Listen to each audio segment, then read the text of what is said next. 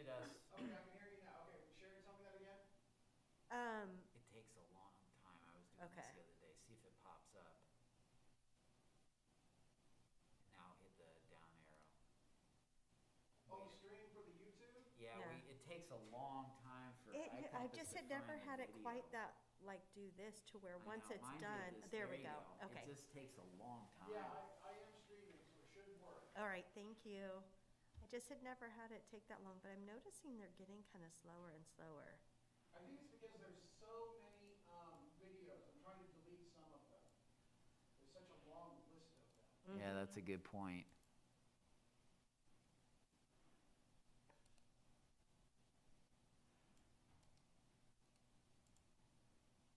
Okay. All right, so we're good to go. Oh, is that tonight? If it's not inconvenient for you. Yeah, okay, yeah, I got our guest pinned and I am set. Okay. Mayor, we are ready here, and we have staff and commissioners, so we don't need to read our opening statement. Okay. I've got one more minute here.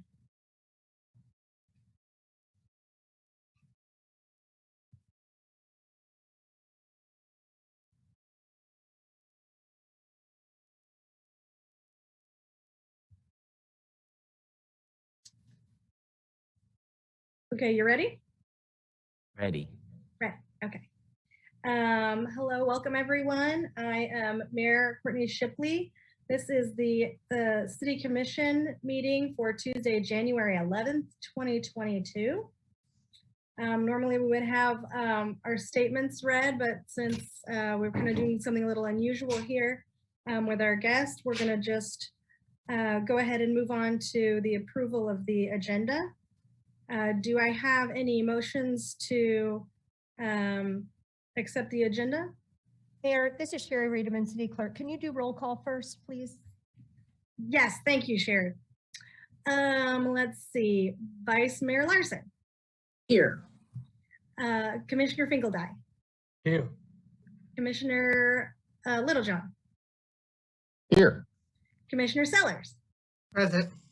And Mayor Shipley, here I am. Okay, thank you, Sherry. Now, do I have any motions to approve the agenda? Commissioner Larson moved to approve the agenda. Commissioner Finkeldye, second. I have a first and a second. Vice Mayor Larson.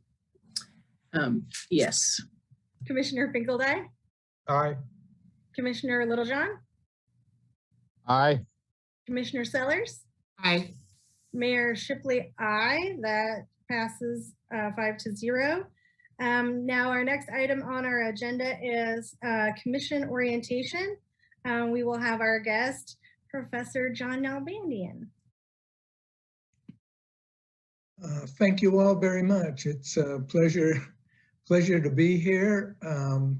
We're going to do a PowerPoint slide, but I just wanted to say thank Craig for inviting me. And what I'm going to do now is tonight is to share with you my learning over the years about local government and effective governance.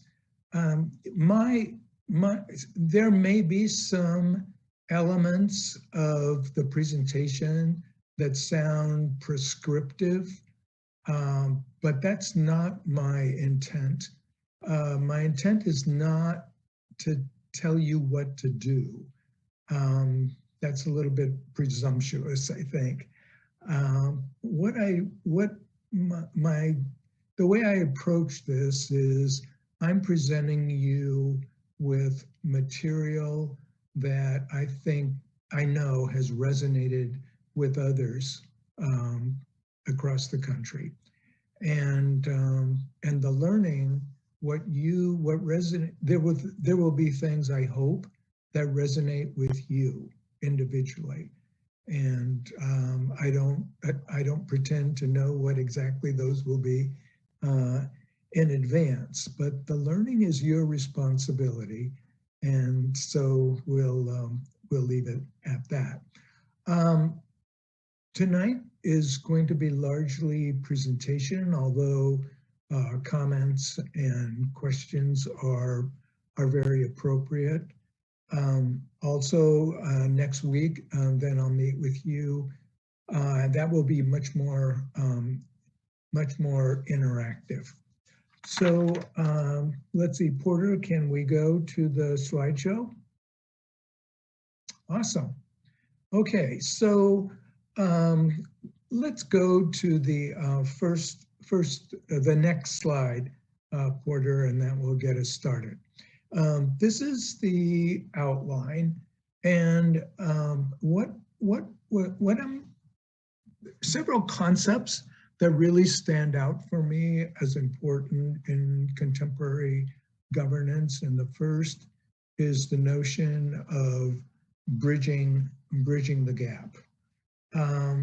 And the gap is a gap between political world and the administrative world. And the way I look at that is the gap between what is politically acceptable, meaning what is it that we want to do, and what is operationally sustainable, meaning can we do it and can we do it over time? Your effectiveness as a governing body will depend upon your ability as in partnership with the staff and in partnership with each other. It will depend on your ability to facilitate, to contribute to what I call this bridge building between political and administrative. The reason why I think this is, why I emphasize this as my starting point is because there's always been a gap. I mean, that goes without question. I mean, there's always been the political world, the administrative world, and you know, how do we separate them? And but also, you know, we can separate them, but they need to be connected in order for anything to get done. The challenge is today that it's becoming more difficult to make the connections. And it's becoming more difficult because the problems that we are facing, the contemporary problems that we are facing, they challenge our traditional boundaries, problem-solving boundaries. So there's more intergovernmental stuff, there's more interdepartmental stuff. I mean, for example, who would have ever thought that Parks and Rec is going to be have a major role in addressing issues of homelessness? So that's a new, you know, it's a new way of looking at that. And so the challenge becomes greater. In addition is also the us and them mentality that makes the politics more complicated. And of course, as you know, the impact of social media on your lives. So bridging the gap is facilitated by in two ways. I mean, these are the two ways that I look at it, and that's the second and third bullet points. So the bridging work is facilitated by your understanding that politics, meaning what we want to do, involves choices among conflicting values. And importantly, no value profile is the best, okay?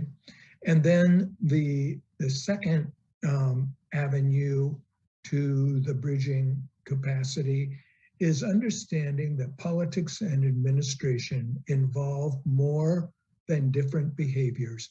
They are different ways of thinking, differences between you and the staff.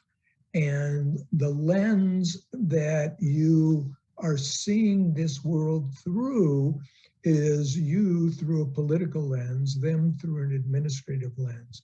So the trick is, can we make make those connections. Okay, Porter, let's go on to the next slide. Okay, so now I just want to show you, this is, we've simplified the org chart.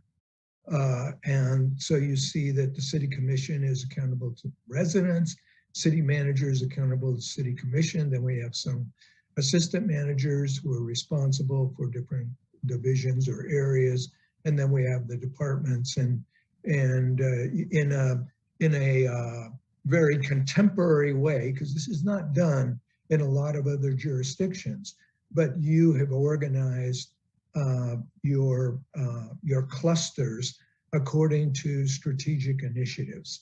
So give a lot of credit for you to do that. The arrows are going downward, but they could also go upward to recognize communication that takes place. This org chart is a very traditional way of looking at the structure of council manager government. So there's nothing different here, nothing dramatically different here. Let's go to the next slide now, Porter. Okay, so this is another way, just another way of looking, and see what I've done is I put the city manager in the middle, and that's traditionally the managerial role traditionally is bridging the gap. Okay, again, the challenge is because it is becoming more difficult to make those connections, the manager's role gets spread and others are drawn onto the bridge as allies. And this can include commissioners, as well as people like department heads. So let's take a look at the, just click on the next, yeah, so we've got hierarchy, accountability, and then flow of communication. So this chart is really trying to look at accountability and hierarchy, but also the flow of communication, and now becomes, now is my, I have a question for you. So let's go to the next, click the next one. Have you ever considered whether the length and the width of the lines in an org chart might make a difference in the relationship between the arenas? So you just think, I mean, think of all the org charts that you've seen in your life. And you know, you've got all these lines going this way and that way, but nobody, has anyone ever said, well, how come this line is longer than this line? Or how come, you know, should the lines be wider or what? So now I am going to totally complicate your life with a new way of looking at these relationships. So let's take a look at the next slide.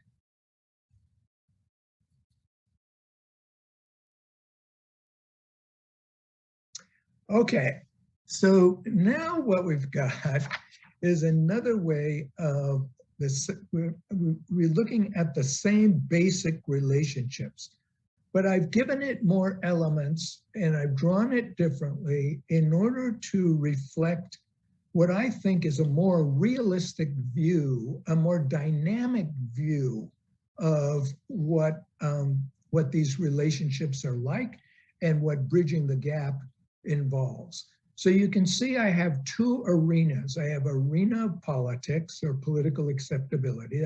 That's the top circle. And then I've got an arena of administration, operational sustainability, and that's the bottom. Now, the top circle is where, I mean, theoretically, is where the politics takes place. And you will note that I do not use the word politics in a negative sense.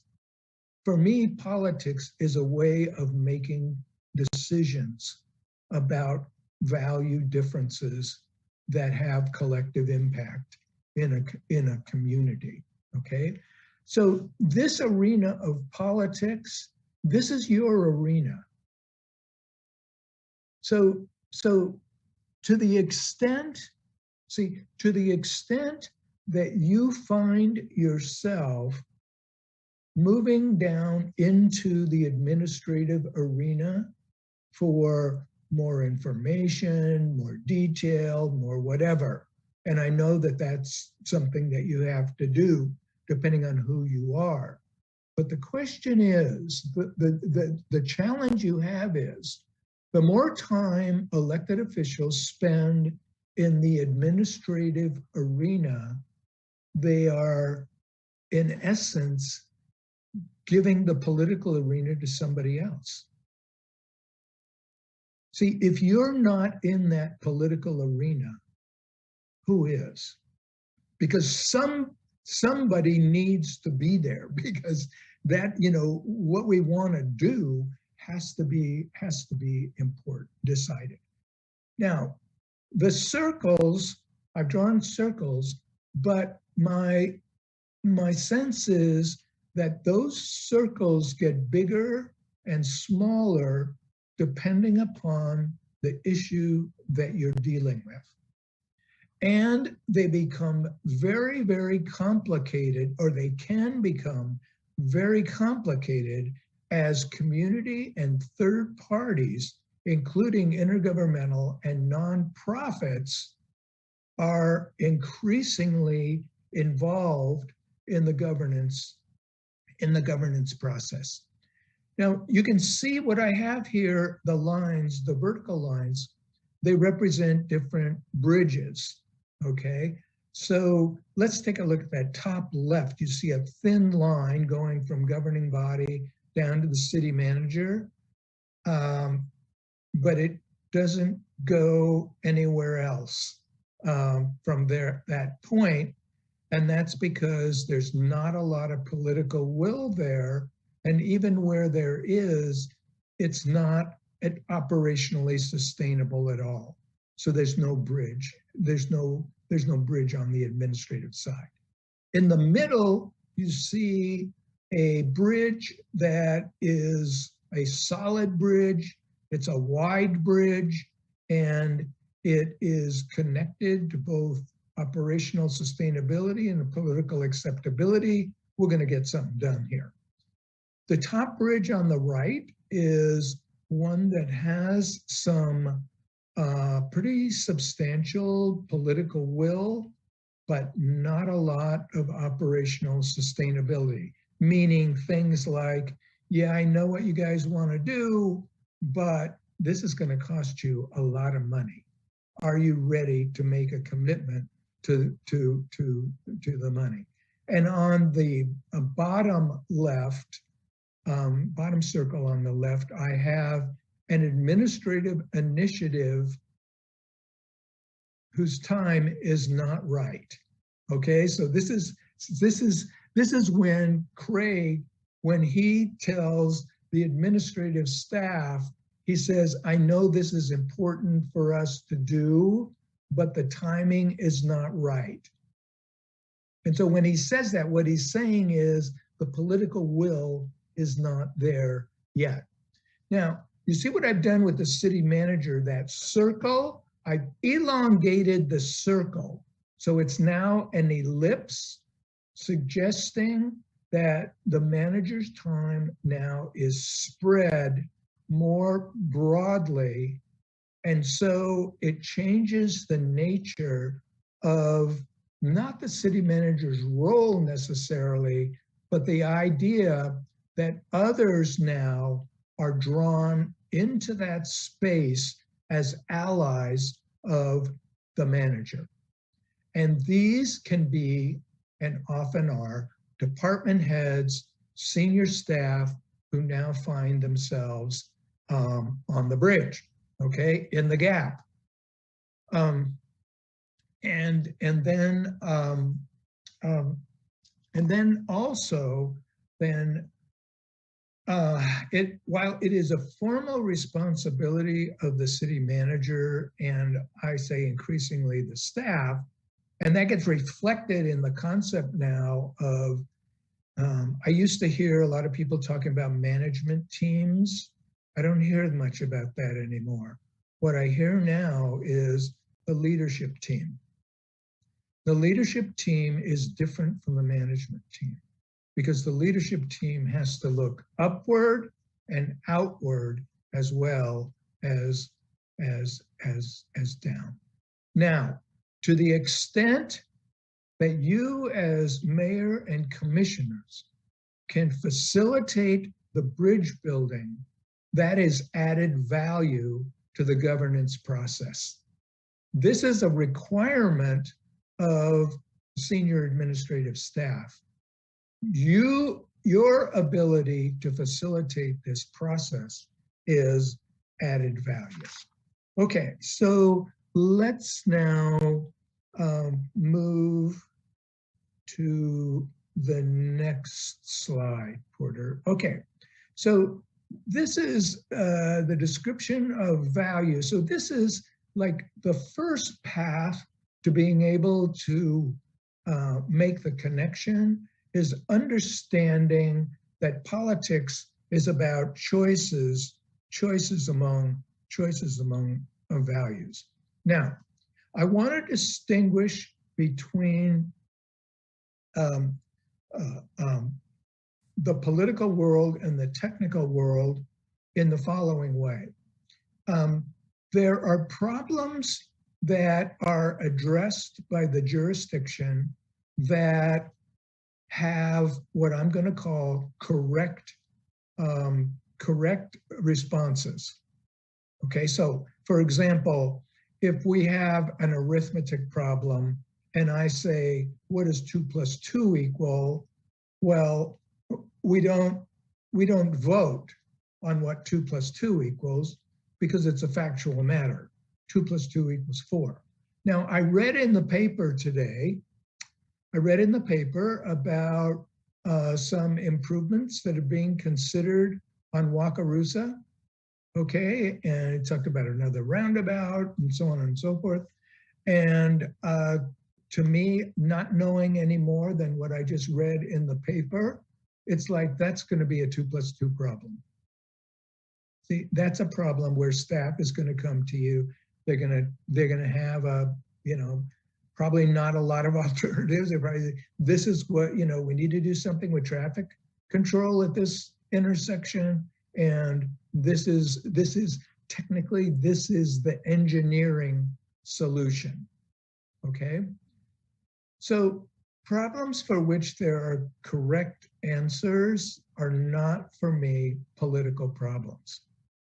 A political problem is one where there is no correct answer, but collective consequences. So for example, the issue that you're dealing with, like should the parklets on Massachusetts Street and whether they should be permanent or not, I don't know where you are on that, but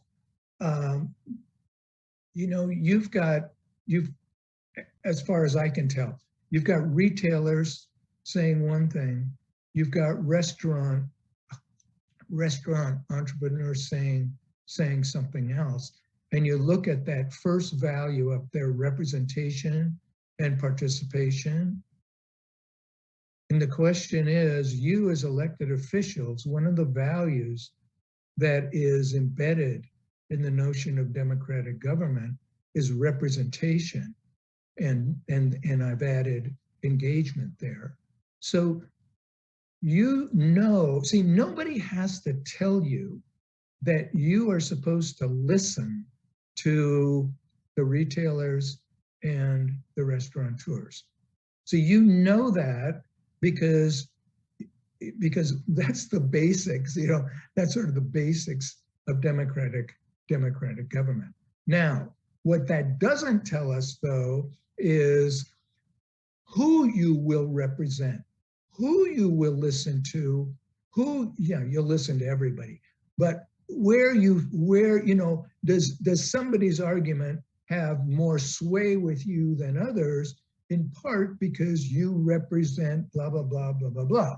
So for example, Bart, Commissioner Littlejohn, I mean, he is like, I mean, he was the Pinckney neighborhood leader. I mean, he may still be, I don't know about that.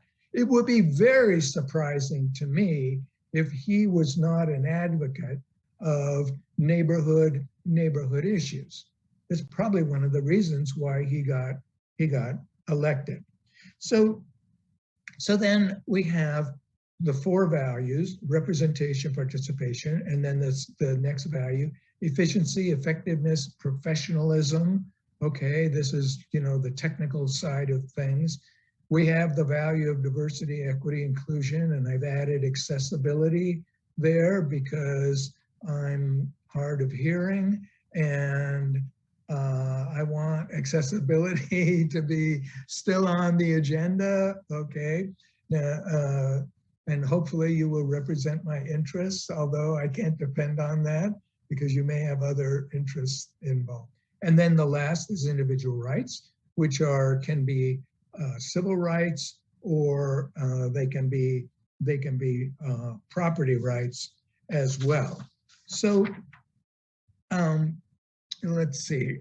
You as individual commissioners, you place different emphasis on each value. You won't discount any particular value because they're all essential to good democratic governance. But you were elected on the basis of some of your constituents seeing you emphasizing some of these values, placing more emphasis on some of these values than others. So I would be very surprised if you happen to have a lawyer on the commission, if that person was not extraordinarily sensitive to issues of individual rights. Okay. On the other hand, I know you have new commissioners and existing commissioners who are very committed to diversity, equity, inclusion. And so see, those are the political differences that we might have. Now, here are some observations. I want to make some observations about these 4 values. The first observation is you cannot have all 4 values optimally realized at the same time. I mean, it just can't be done. You may try, but it's not gonna, you're gonna have to compromise to make it happen. In fact, you can have conflicts within any single value, all right? This is particularly true of the representation value. But let me give you another way of suggesting these challenges that you have in playing out the values. I could ask you, I could say, do you believe in majority rule? Well, you might be reluctant to commit to majority rule wholeheartedly all the time, but I would be very surprised if you didn't, since in fact, that's the way you make your commission decisions, on the basis of majority rule. So then I would also say then, do you believe in individual rights? And you go, yeah, I believe in individual rights. So then I would say, who are individual rights protecting you from? They're protecting you from majorities. All right. So what's the correct balance between majority rule and individual rights? No, see, that's what litigation is all about, right, Brad? I mean, it's just, you know, these are the things, I mean, you read Supreme Court cases, I mean, it's just absolutely fascinating how they talk about the way they're balancing this value and that value, and so on and so on and so forth. All right, another point. They are all values are important to building citizen investments in the community. and trust in elected officials, and you risk solidarity if you ignore any value over a long period of time. Now, you know that to be true when it comes to efficiency and performance and the money side of things. It's also true, as we've seen across the country, when you neglect any one of the other values as well. Efficiency is one of 4 values. It may be the preeminent value for some of you, but it is not in the grand scheme of things. You cannot optimize efficiency at the cost of these other values. They will come back to haunt you. You will have to pay the price. And ultimately, if community building is your goal, politics is about negotiation and compromise of these values, okay? The way they are expressed. All right, so the first path to developing some sensitivity to bridging the gap is understanding that politics involves choices among values, and no value profile is the best. The second avenue is this idea politics administration involve different perspectives, and that if you are using, you have to realize the lens that you are using to when you're looking, you as elected officials, that political lens that you are using when you are regarding the work of the staff, okay? I know you're going to be sensitive to the value. That's not the issue. I'm not trying to say anything. It's like you're wearing glasses and they're wearing glasses, okay? So let's see what you see and they see through those glasses. Let's go. Oh, I want to show you too. At the bottom of this, there's a values video and cups video. On my website, which is goodlocalgovernment.org, there are 3 videos that are 15-minute videos that I use in my consulting work, and they have to do with the values and something having to do with the cups. And so anyway, if anybody wants to check those out, they're available and open to the public. So let's go to the next slide.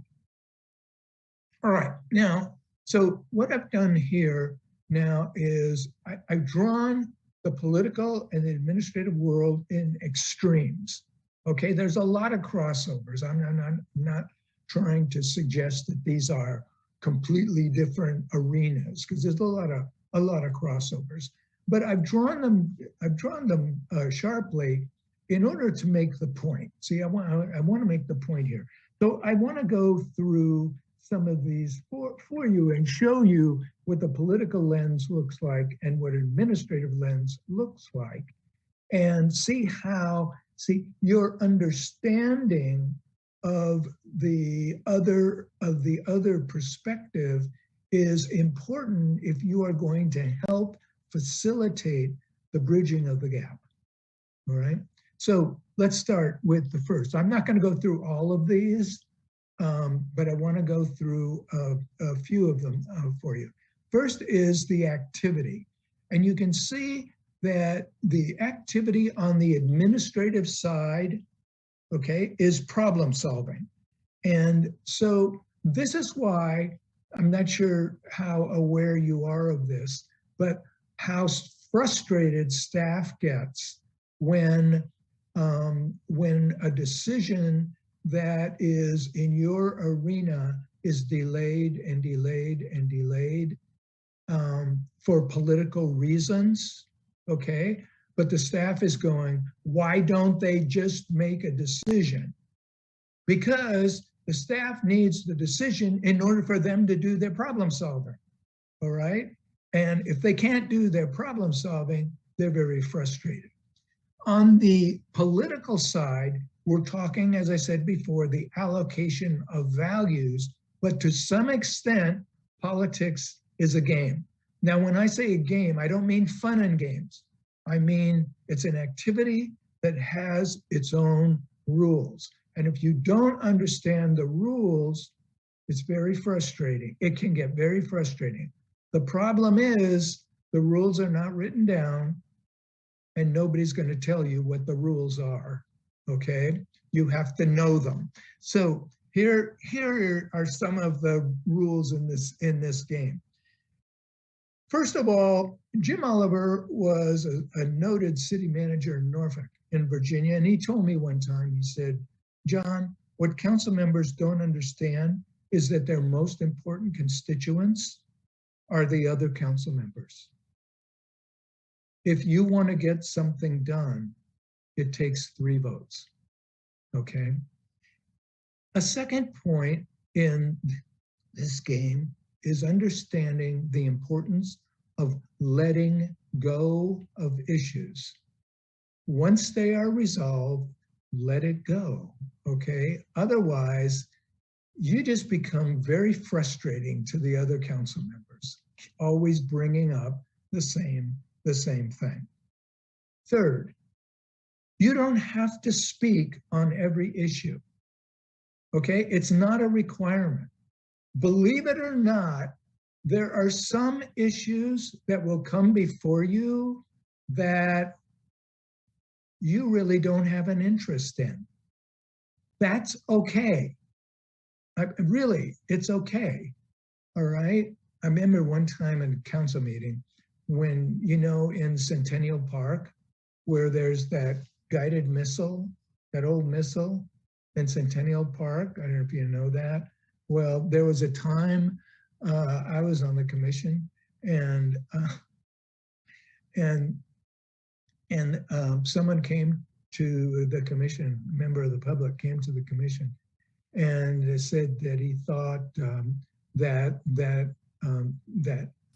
missile shell ought to be removed from the park. It was no longer relevant.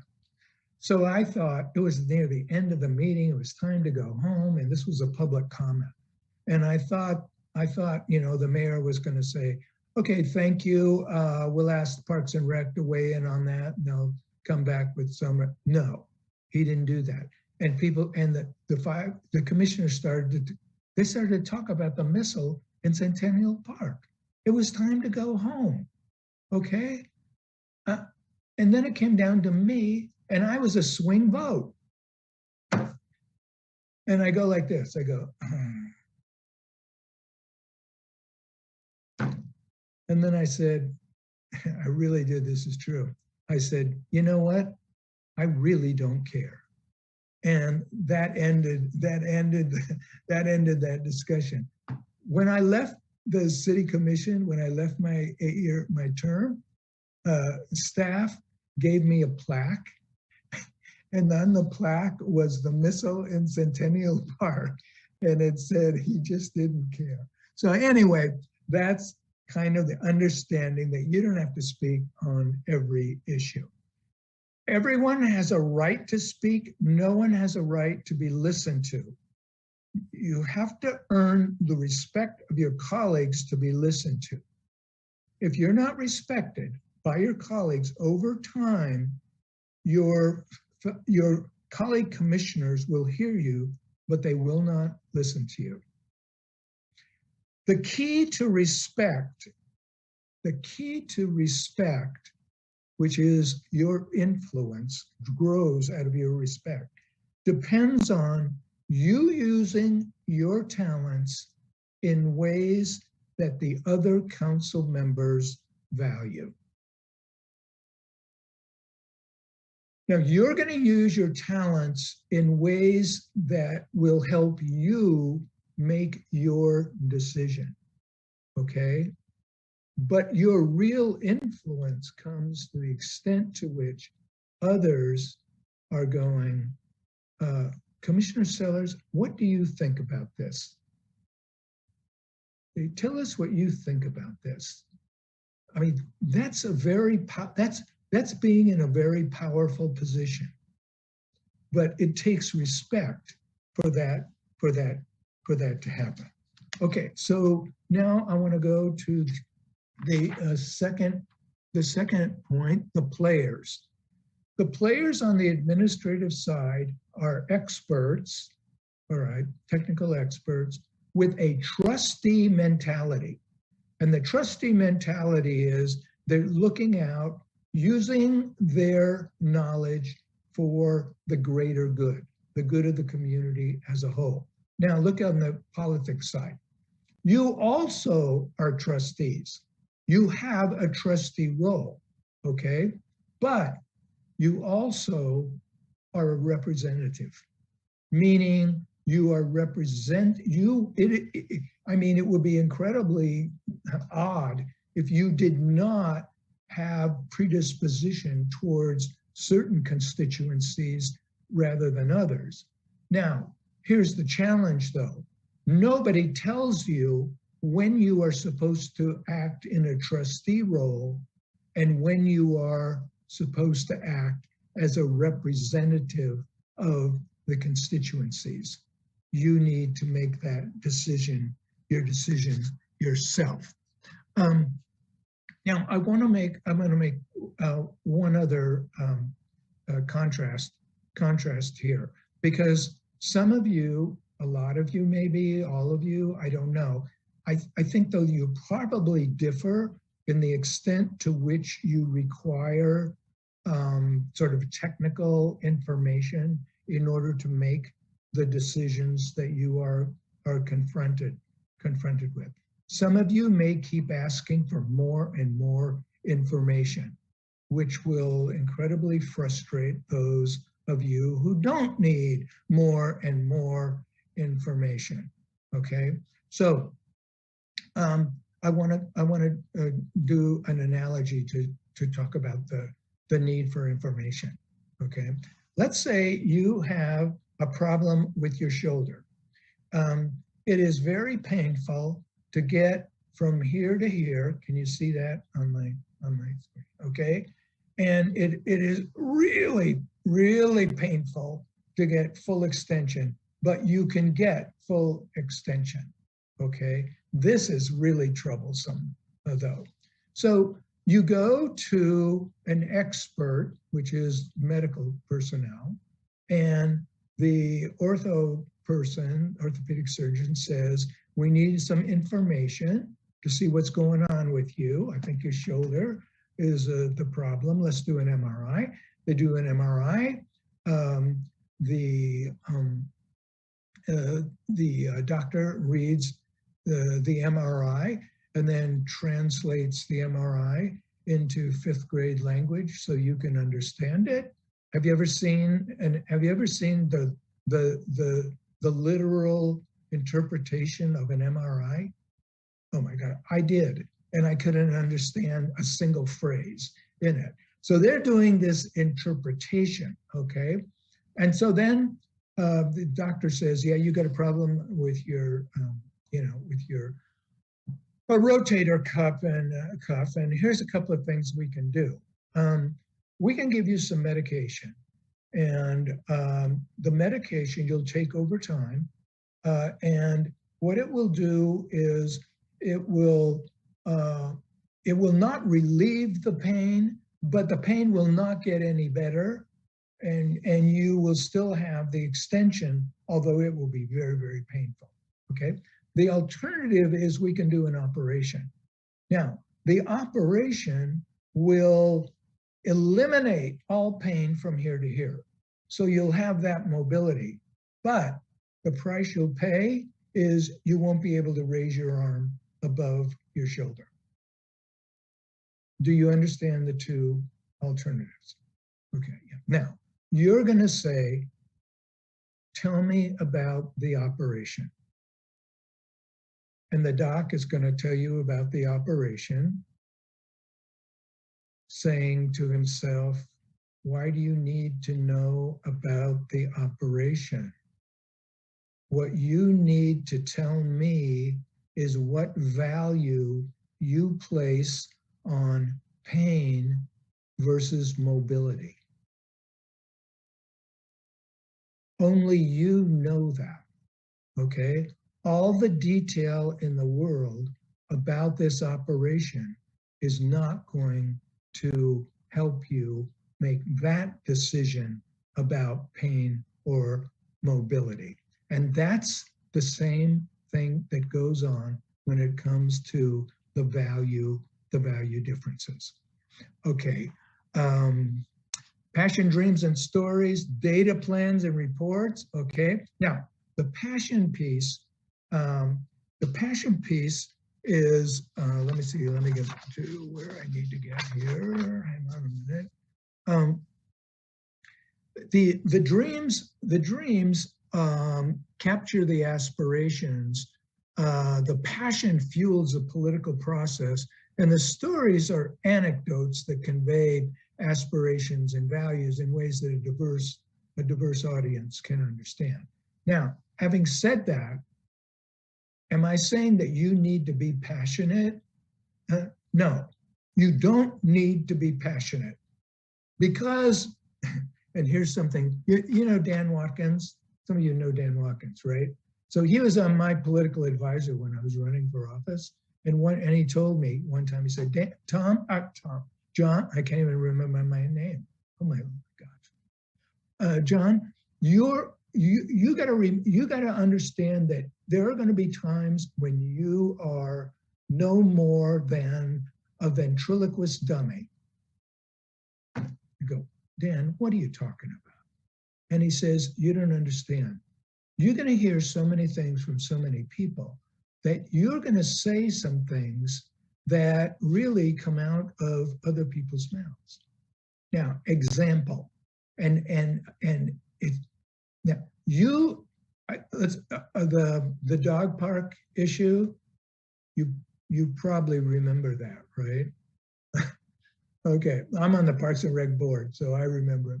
But you remember that, and you remember how passionate they were?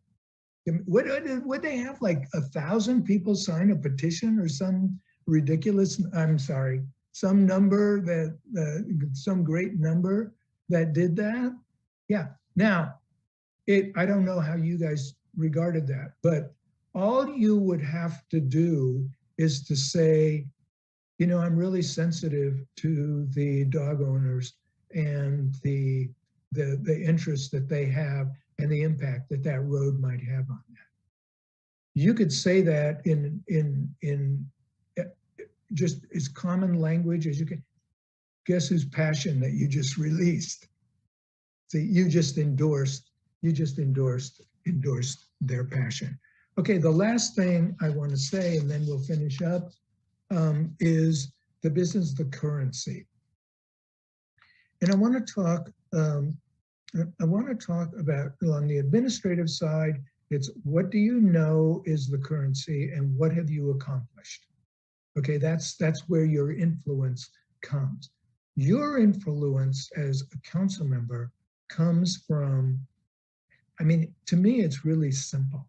And it's like your power is reflected in, does anybody listen to you when you talk?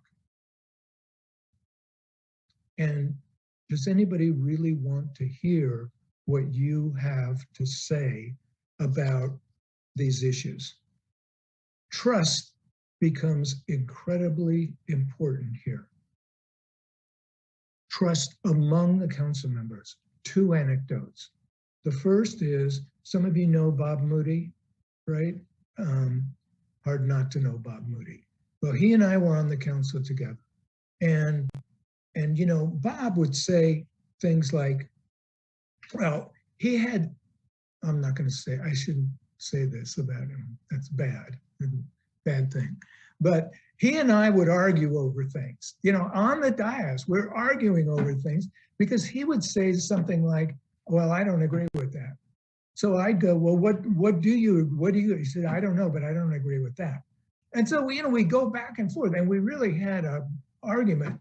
And so one time, okay, the meeting was over and I was like stalking out, you know, like upset, you know, and Moody comes over to me. And he says, wait a minute. He says, I know we disagreed tonight, no hard feelings. And he reached out to shake my hand. I felt like the smallest individual in the world at that point. He made this gesture that I had never even thought about offering. Now, what do you think that did for our relationship? Another piece, and then I'm done. This had to do with Marty Kennedy, you know, Marty with Kennedy Glass.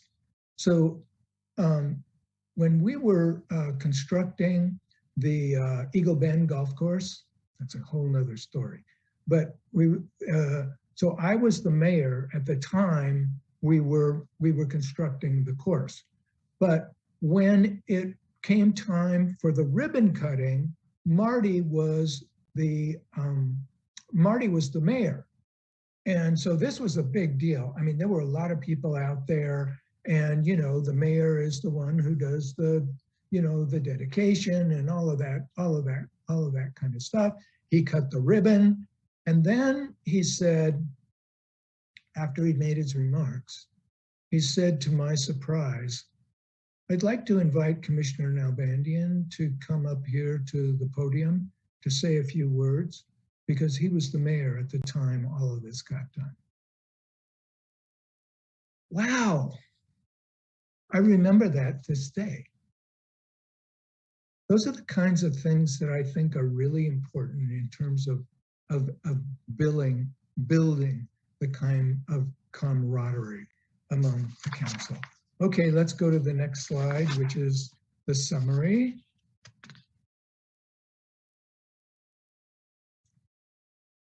Porter, can we go to the next slide? Yeah, thanks. Next one. Yeah, okay. So bridging the gap essential. Role of the translator, bridge builder is critical. Cups matter. I didn't talk about the cups. There is a video of the cups. Good politics is about values, not correct answers. Stories matter because they convey the values. Do not ignore any value over time. It will come back to haunt you. The democratic process is messy. Don't ever forget it. Don't ever think it should be like, you know, well organized. I mean, it's messy. Politics administration are ways of thinking as well as ways of acting. Aligning governing body and staff expectations is crucial. And remember the difference between your role as a representative and your role as a trustee. So next slide, please. Okay, so this was on the wall of the police station in Cary, North Carolina. I came back after I had made the presentation, then come back, and this was on the wall at the police station. Be the bridge. Problems become opportunities when the right people join together. Thank you all very much for your time. I really appreciate it. Mayor Shipley, thank you so much.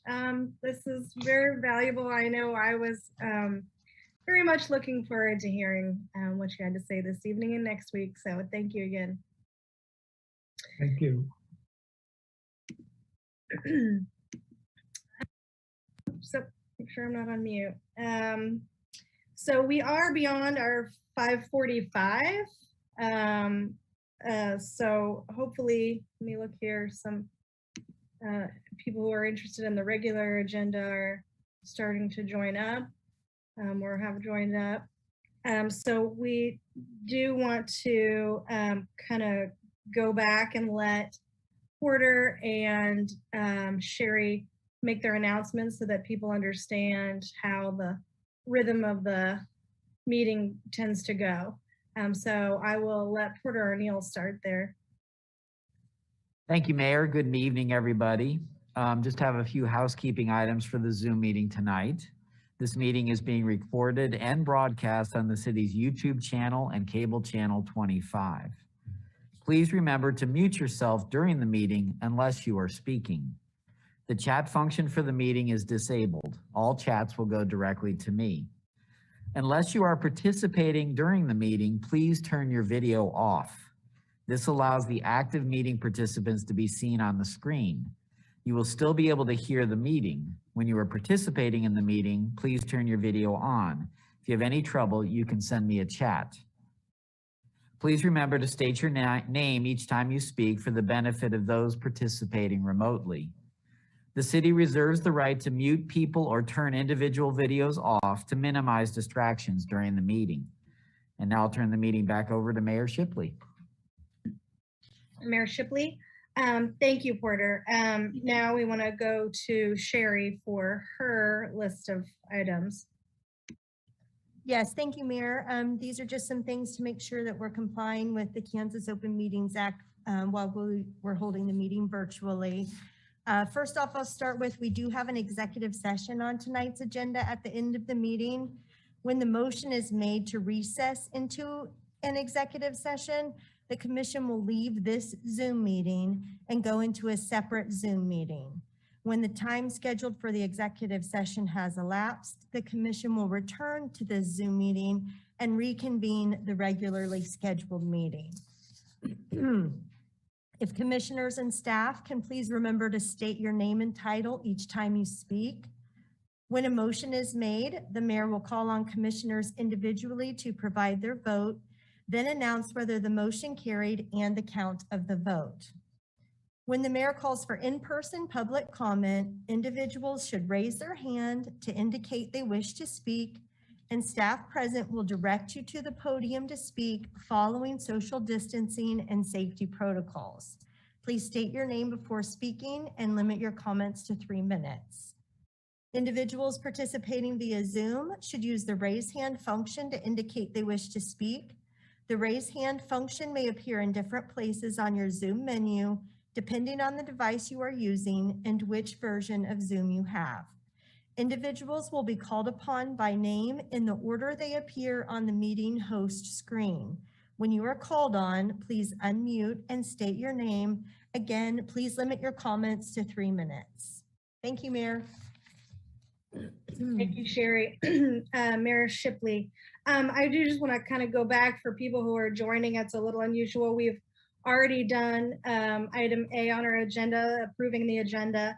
Item B, we had a nice presentation from Professor Nalbandian, and now we'll move on to item C, which is our proclamation for Martin Luther King Jr. Day.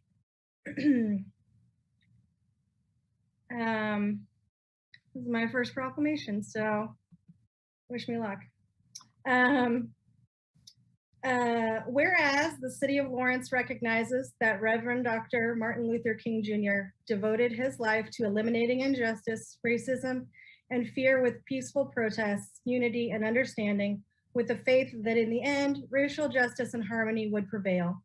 And whereas Dr. King endured imprisonment, physical violence, and adversity by government officials and racist evildoers to achieve change that would alter the course of American history with his leadership and practice of nonviolence, which continues to inspire this nation and the world to reaffirm the importance of education and fairness as the foundation to end prejudice and discrimination. And whereas Dr. King devoted his life to the advancement of civil rights and public service, he believed in a nation of freedom and justice for all and challenged all citizens to help build a more perfect union and live up to the purpose and potential of America. And whereas we continue to commit ourselves to the dreams of Dr. King in this special year of commemoration, we engage in the valuable activity of reserving a day toward that end, and we recall the legacy that Reverend Dr. King created. And whereas it is remembered in the exceptional values expressed by Dr. King and his legacy, as celebrated and recognized by national holidays and the building of monuments for him as a model of American patriotism. Now, therefore, I, Courtney Shipley, Mayor of the City of Lawrence, Kansas, do hereby proclaim Monday, January 7th as Martin Luther King Jr. Day. And I don't know that we have any speakers particularly, but just in case, I would leave space if any other commissioners have anything that they would like to say, but also no pressure.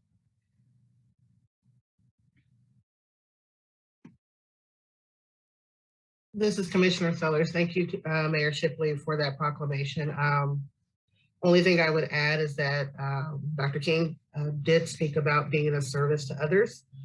And as public servants, I think we've had the adage that Dr. King, the day that we observe Dr. King's birthday is about more than his speech, and it's more than monuments, but it's about being of service. So I would encourage those, although we are in some COVID times right now and we are experiencing surges, that there are opportunities in different levels that we can serve and be of service to each other. So while some of us may have the privilege of having the day off, that doesn't mean that we should be off in our service. And so I would encourage those to find some way to be of service, whether it's donating to any of our nonprofit organizations financially or tangibly with food or goods, but to be of service that day.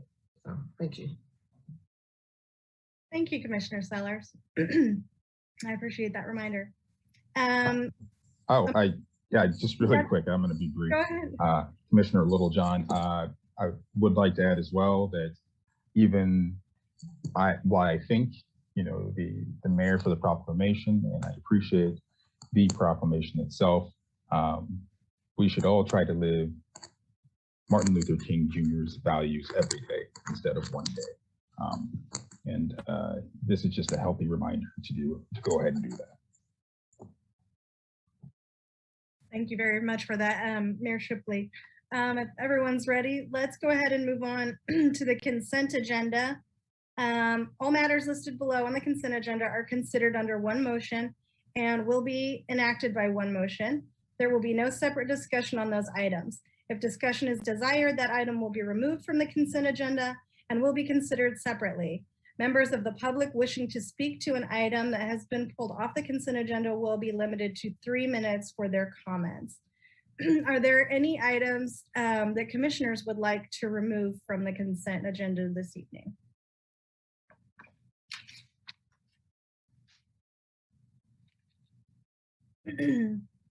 I'm not seeing anyone here. Is there anyone there in the audience, Sherry, who appears to want to remove something from consent? No. Okay, no, Mayor. Okay, and is there anyone online on the Zoom who would like to have something removed from consent?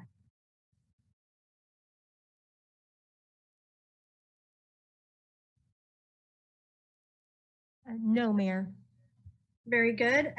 Hearing nothing wanting to be pulled, I would entertain a motion to approve the consent agenda. Commissioner Finkeldine, I move to approve the consent agenda. Commissioner Sellers, second. I have a first and a second. Commissioner Finkeldine, Aye. Commissioner Sellers, Aye. Vice Mayor Larson, Aye. Commissioner Littlejohn. Aye. Mayor Shipley, aye. That passes 5-0 with nothing having been removed. And that brings us to public comment. The public is allowed to speak on items or issues that are not scheduled for discussion on the agenda. As a general practice, the commission will not discuss or debate these items, nor will the commission make decisions on the items presented during this time. Individuals should address all comments and questions to the commission. Each person will be limited to 3 minutes. Sherry, do we have people there in the room? Yes, Mayor. And you're wanting to speak to this item, right? Yeah. If you'll just Public comment, there's no item. Yes, public comment is the item. Okay.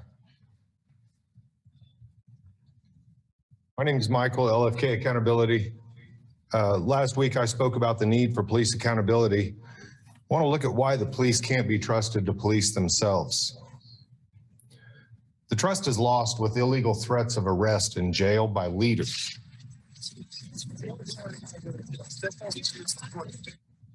That trust is lost with shameless lies while wearing a badge. Listen carefully.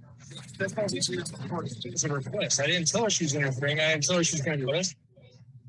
That trust is lost with aggressive and illegal intimidation. Do you need something? What I'm working on, see, is getting this to legal, see if we can get harassment, stalking, anything that's arrestable. You think that would be a good idea? I think it'd be wonderful. And then we could help each other out. That trust is lost when complaints are consistently dismissed year after year. There's 7 internal complaints and all 7 were sustained. There's 10 citizen complaints and not a single one of them were found to be sustained. Wrongly accusing citizens of interfering and calling observers threats to officer safety. What trust is earned by that? I don't know what your intentions are. You're going to stand by that somebody assumes that we have ill intent towards the police officer, we were going to harm them? I'm telling you that I do not know what your intentions are. We demanded sergeants get their people under control, individually, one at a time. Stop your officers from beating up people and we won't be here. Many supervisors knew exactly what we were doing and why. You guys need to get rid of Brad Williams. Oh, Brad, okay. But I think it's very clear what our problem is and what our mission is, and I think we've made it clear that we're not going away. I think you need to take that back into your department and tell them we're being respectful. It's all on video, Neff. Start being a part of the community.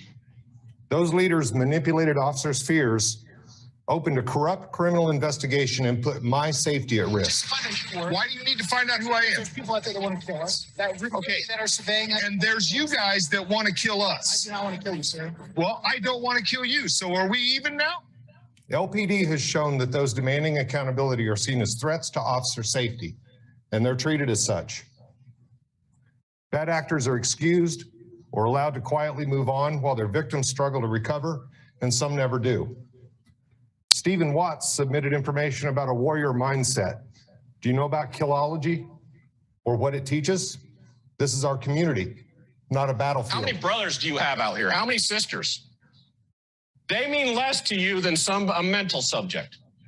Experience has taught us that they can lawlessly do harm and be made righteous. There's years of distrust to discuss, but I've only got 3 minutes.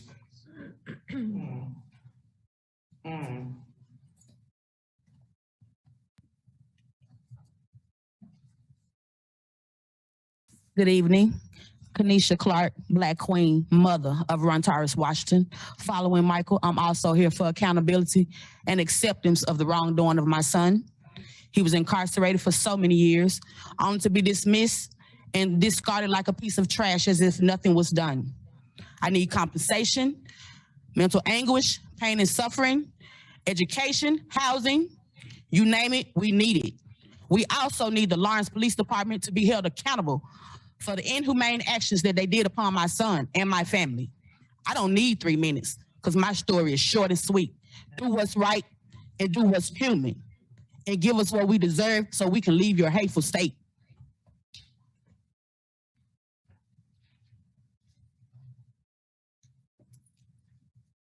We was here 2 years ago. Exactly. And we're back again. As you guys seen for your DA, how she dismissed the charges, try to put all the blame on the people, the prosecutors, and et cetera. But let's talk about how it started with the Lawrence Police Department. We also told you guys we had an issue with Maria Garcia, the city assistant attorney. We told you guys that the last time we was here. And I'm sure you guys watched the case, how when testimony came, a lot of paperwork came up missing with Maria Garcia. And we're trying to figure out how could she be the city attorney, that anything that a defendant's attorney passed has to go through her. She's erased records that could have saved Justina's life. There's a conflict of interest with Marcia being you guys' city attorney and her husband being promoted to lead detective after Rontaris Washington Jr. was framed and incarcerated for over 7 years. She has got rid of the domestic violence paperwork. There's a lot of testimonies and complaints that have not been filed. I've also, and other people have been harassed. And as I was looking at this public records, when I requested paperwork, when I was followed shortly after Rontaris' release, The tag of the person that followed me came back to a Baldwin police officer. I called 911. The police pulled me over and let the car go. But when I requested lights from the camera, you can't see me nowhere, but I'm live. That's documented. It got deleted off my Facebook. We still got it documented that you can see the police let the white truck go and clearly make a U-turn and pull me over.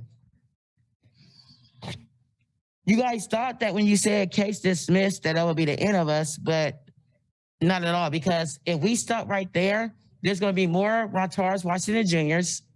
There's going to be more Albert Wilsons, and there's going to be more Justinas who still has not got justice. We're asking that Maria Garcia be removed from her position. It's a conflict of interest. Her husband cannot be in the police department, and she's your assistant attorney. Paperwork is going through her. Paperwork came missing in Rontards Washington case. So we have no justice. And since Mayor wants to talk about Martin Luther King Day, the city of Lawrence can start by donating to the people that's out here struggling, that's doing all the work, because you guys are not doing the work, you're just sitting there. And that's all I have. Amen.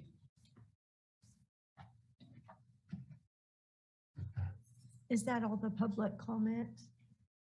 Take online. Did you have any comment? That's all the comment from in the room, Mayor. Do we have anything? I think I see one person online. Sherry, is there more? Yeah, I just wanted to make sure we cleared that up first. Chris Flowers. Hi, I'd just like to voice some support for the people who just spoke. I approve with that, what they're saying. What I came here to say is something kind of different, though.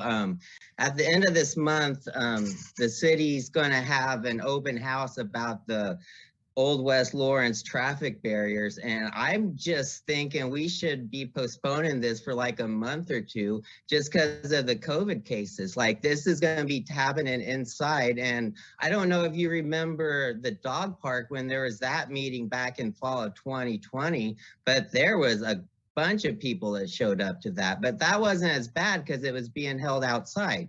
But what if that many people show up for the open house about those traffic barriers? I think the potential is more dangerous, that, you know, it's more likely that something bad's going to happen due to the COVID being spread at that than what would happen if we either left those barriers up extra long or if we took them down shorter than we were planning to. Like, either way, I think the COVID's a bigger dangerous threat. So I think, and I plan on attending. I mean, if you don't postpone it, I'm going to show up. And if I get it, I'll be spreading it to work. And two of my places where, you know, where I worked last night, like Sunday night, one of them was closed. So then last night I went to work at a different place, but it had to be closed because someone tested for COVID. So right now, I mean, I've heard like COVID's at an all-time high. So I think we should, if it's not absolutely necessary, can we be postponing some of this stuff? And also, I want to go back to the police stuff now that they brought it up. We need body cams on all the time. That's something we definitely need if we're going to be talking about police, like restructuring the police or whatever. If we do police reform, we need those body cams on all the time. And I also support some of the other stuff the people before me were saying. Thank you.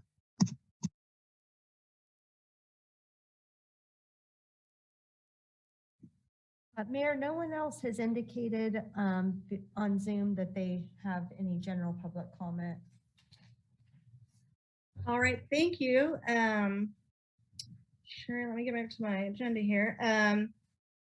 All right, that brings us to our regular agenda items, which for this evening is to consider recommendations from the Affordable Housing Advisory Board regarding funding of applications for affordable housing trust fund investments. And I think will be Leah Rosalind here to speak with us.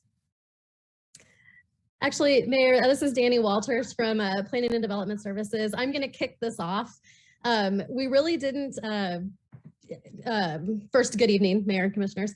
We really didn't put together a presentation for this because this has been brought back to you from the December 21st meeting.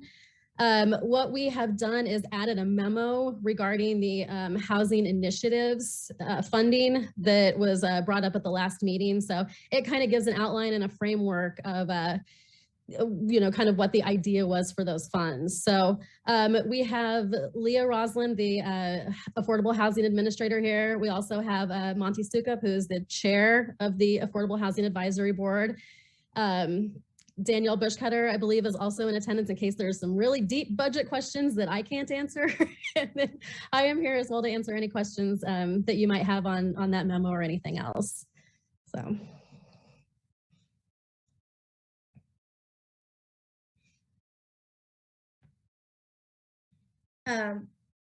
Sorry. Oh, there she is. Leah, did you want to make any statements now or? This is Leah Roslin, Affordable Housing Administrator. No, thank you, Mayor. I'm just here to field any questions that the Commission may have. Great, thank you. I guess with that, I would see if commissioners have any questions. This is Commissioner Finkeldye. I guess I was one of the people asked to move this, so I guess I'll make a few follow-up questions. First, thank you for the memo. I think that was certainly helpful to me. First question is, one of the options in the memo, of course, refers to the homeless needs assessment. Can anyone give me an update? I think it's scheduled to be finished in the spring of here in the spring, but any update on springs of what is it? March? Is it April? Is it May? Or do we have anything more than spring of 2022? This is Danny Walters with Planning and Development Services. I don't know a specific time. I just know that the target date for that was spring. I'm not sure if Brandon McGuire is on here. He may have a better idea of the date. So yeah, I apologize. I don't have a more firm on that. Commissioner Finkeldye, that's fine. And then I guess, again, we might not have an answer to this. It refers to two other possible agreements, one with Burt Nash and one with the community shelter. Do we have a timeline on when we think we might see those agreements? Danny Walters, Planning and Development Services. Yes, the plan is to have those to you in February for your approval. They are drafted for the most part, so they're just going through the legal review and the grantee review. Commissioner Finkeldye, I know there's some money left in the Affordable Housing Trust Fund, and I know, at least in the past, sometimes we've done two distributions at two different times in the year. Can anyone tell me what the plan is for the looking at the rest of the distributions, or another review, another application process, or what the plan is? This is Leah Roslin, Affordable Housing Administrator. Right now, the Affordable Housing Advisory Board has set an annual schedule for the notice of funding opportunity. So at this time, we're looking at another calendar year, but the board did start having discussions about what other opportunities might exist for more targeted development projects that the board could perhaps have more of a role in designing and leverage some of those funds for that purpose. And I guess, Commissioner Finkeldye, last question. I know we're just now embarking, obviously, this is all new for 2022 and how we're looking at, some of these initiatives and we're still waiting for the needs assessment and kind of figuring that out. And I know COVID has thrown everything into different than what we thought. All that being said, as we start, and I know you're already starting to work on the 2023 budget, any thoughts on, is this kind of a process, between affordable housing, special alcohol tax and general fund? Do you see building the budget in the same way, or do you see us going about that a different way going forward? This is Danny Walters, Planning and Development Services. That's a really good question. I feel like this one is reactive to what is going on in the community right now and some initiatives that are kind of already in place that we want to build on. I mean, I feel like obviously the idea is that you decrease those numbers of folks experiencing homelessness. So, you know, it could look different in future years. It's probably safe to say that we're looking at this at least for a couple of budget seasons here, but that's definitely a conversation that we're continuing to have, and it's just an ever-changing situation. Commissioner Finkelstein, thank you for that. And again, like I said last week, I mean, it's, you know, I mean, John Nalbandian was talking about, you know, competing values there earlier. I mean, the values, you know, they're, you know, for me, obviously, all of these projects that are being recommended, you know, I support wholeheartedly. I think we need them. You know, I think, you know, I support them going forward. I mean, I think there's you know, I have a competing value on what I hope or think some of the affordable housing, you know, funds should be used for in the long run, you know, to get us to permanent affordable housing.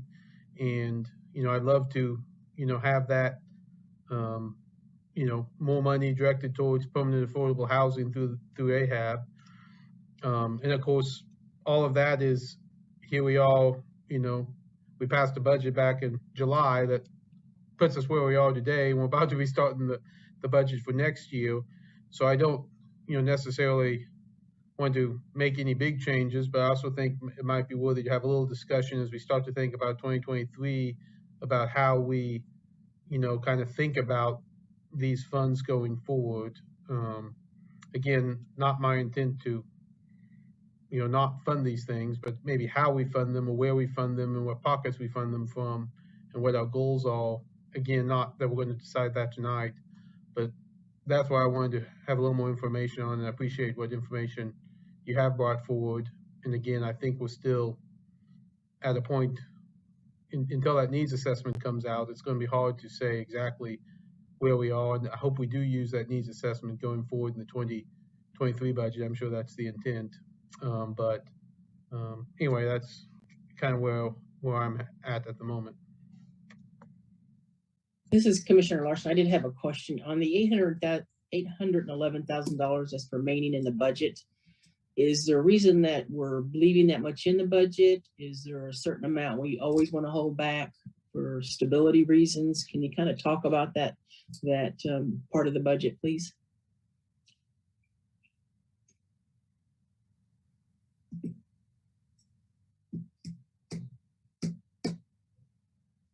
Staff, anybody?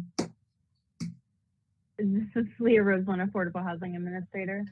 Are you talking about the Homeless Initiatives Division budget? Well, I just was looking at excuse me, this is Commissioner Larson. I was looking at the memo and it says that there's $811,000 remains in the 2022 adopted Affordable Housing Trust Fund budget. That's what I was looking at. This is Leah Roseland, Affordable Housing Administrator. So the board did choose to leave a small amount to the side, but did not allocate the full amount that they had planned on dispersing. And that's due to the quality of the applicants and the applications and the priority of the board in terms of funding the projects at this time.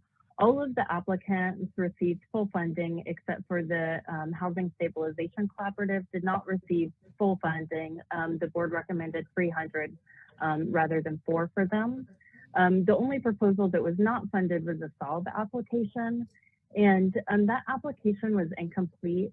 And even after working with the SOLVE, we were not able to collect all the necessary information in terms of what the budget is, and including information like what is the guarantee for affordable housing with that development. Those conversations were still happening more in the early stages. And so I know that Mrs. Sukup, the chair of the AHAB, is available to speak more to that application, if that would be helpful. Commissioner Larson, thank you. I would like to hear a little bit more about what is the thought processes to determine how much money we keep in that fund every year, if there is any sort of policy or procedure on that. And maybe that would be Mr. Sukup. I don't know who would answer that. I can speak to that. There is not a policy for holdover. In previous years, we have, because of the tax income, we've had less money to spend. And this year we had as you've seen, quite a rise in the tax revenue. So we decided, instead of awarding 1.4 million, to award 1.2 million. That's what we just put out in the NOFA, holding 2 million or 200,000 over for projects that might come up, or for the fact that, you know, if our tax income went down next year, we'd still maybe have $1 million. But there is no policy. It's just a discussion that our board had, and we decided to put the NOFA out at 1.2 million. The reality is, the applications we got, we did not have applications that we felt were worthy of awarding the whole $1.2 million. Mostly the Saab going south subdivision application, which was a request for about $500,000 or $300,000, excuse me. We didn't feel it met the need, the goals of the goals that we had set forth. We do think there's a huge opportunity there to maybe work with them to make that work, but we were not there at the time we needed to make the award for the rest of the projects. I hope that answers your question. Yeah, Commissioner Austin, thank you, Monty. I appreciate that very much, sure. Chair. This is Vice Mayor Larson. I wasn't sure if you had another question. Okay, this is Commissioner Sellers. I do have a couple of questions. The first one is for either Danny or Danielle. I had a question in regards to our general funds and special alcohol tax funds that we're using to address homeless and housing initiatives. I did send it, but I didn't get a response back.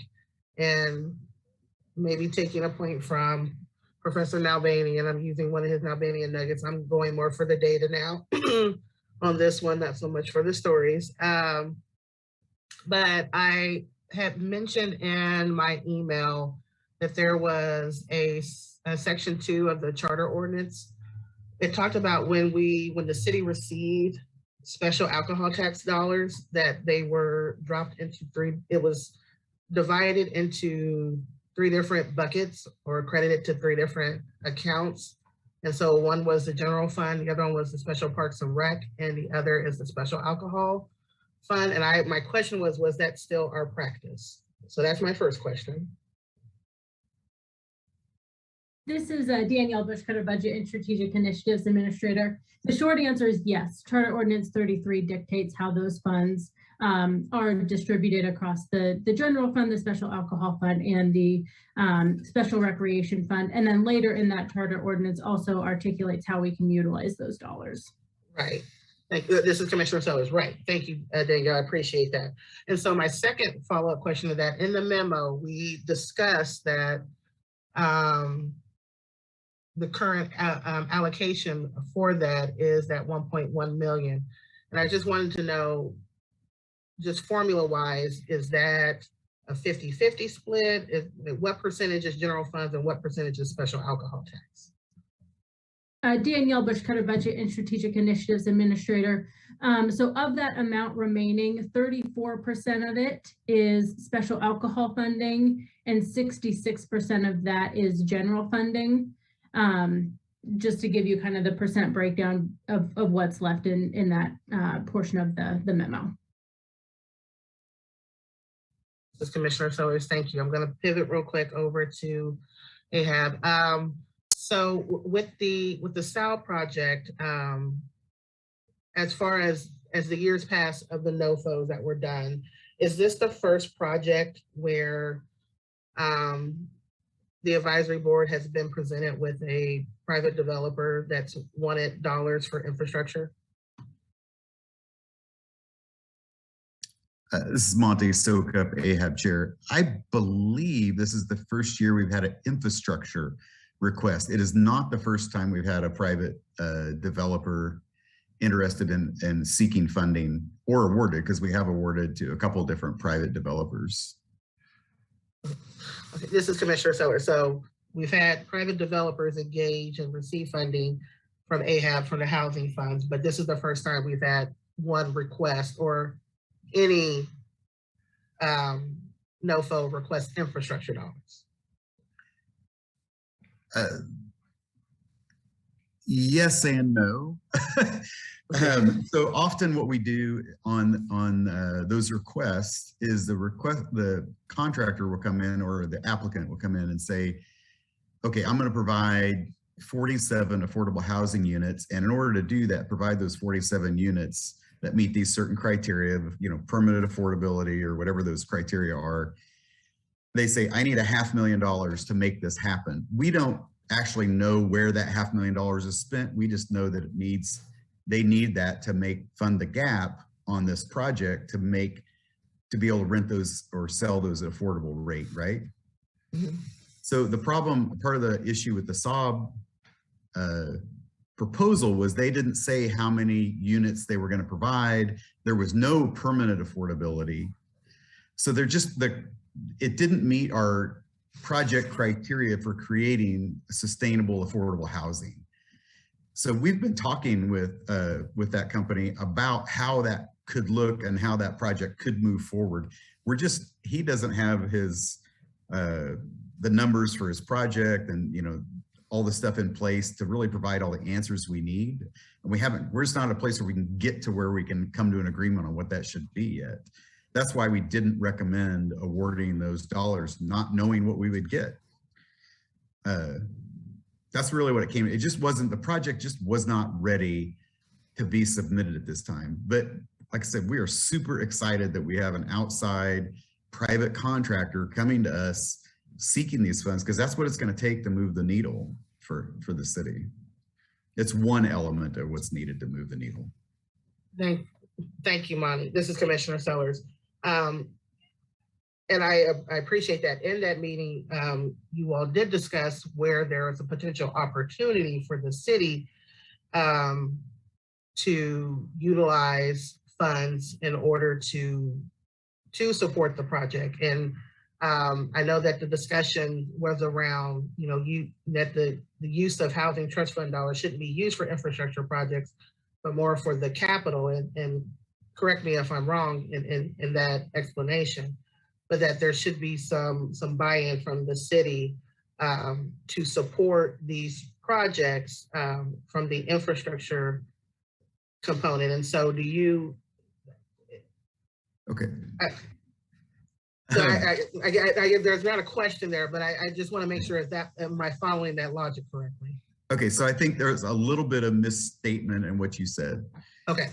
I think affordable housing trust funds could be used for infrastructure. But what we need to do in doing that is make sure that we're getting affordable housing, which this submittal did not show.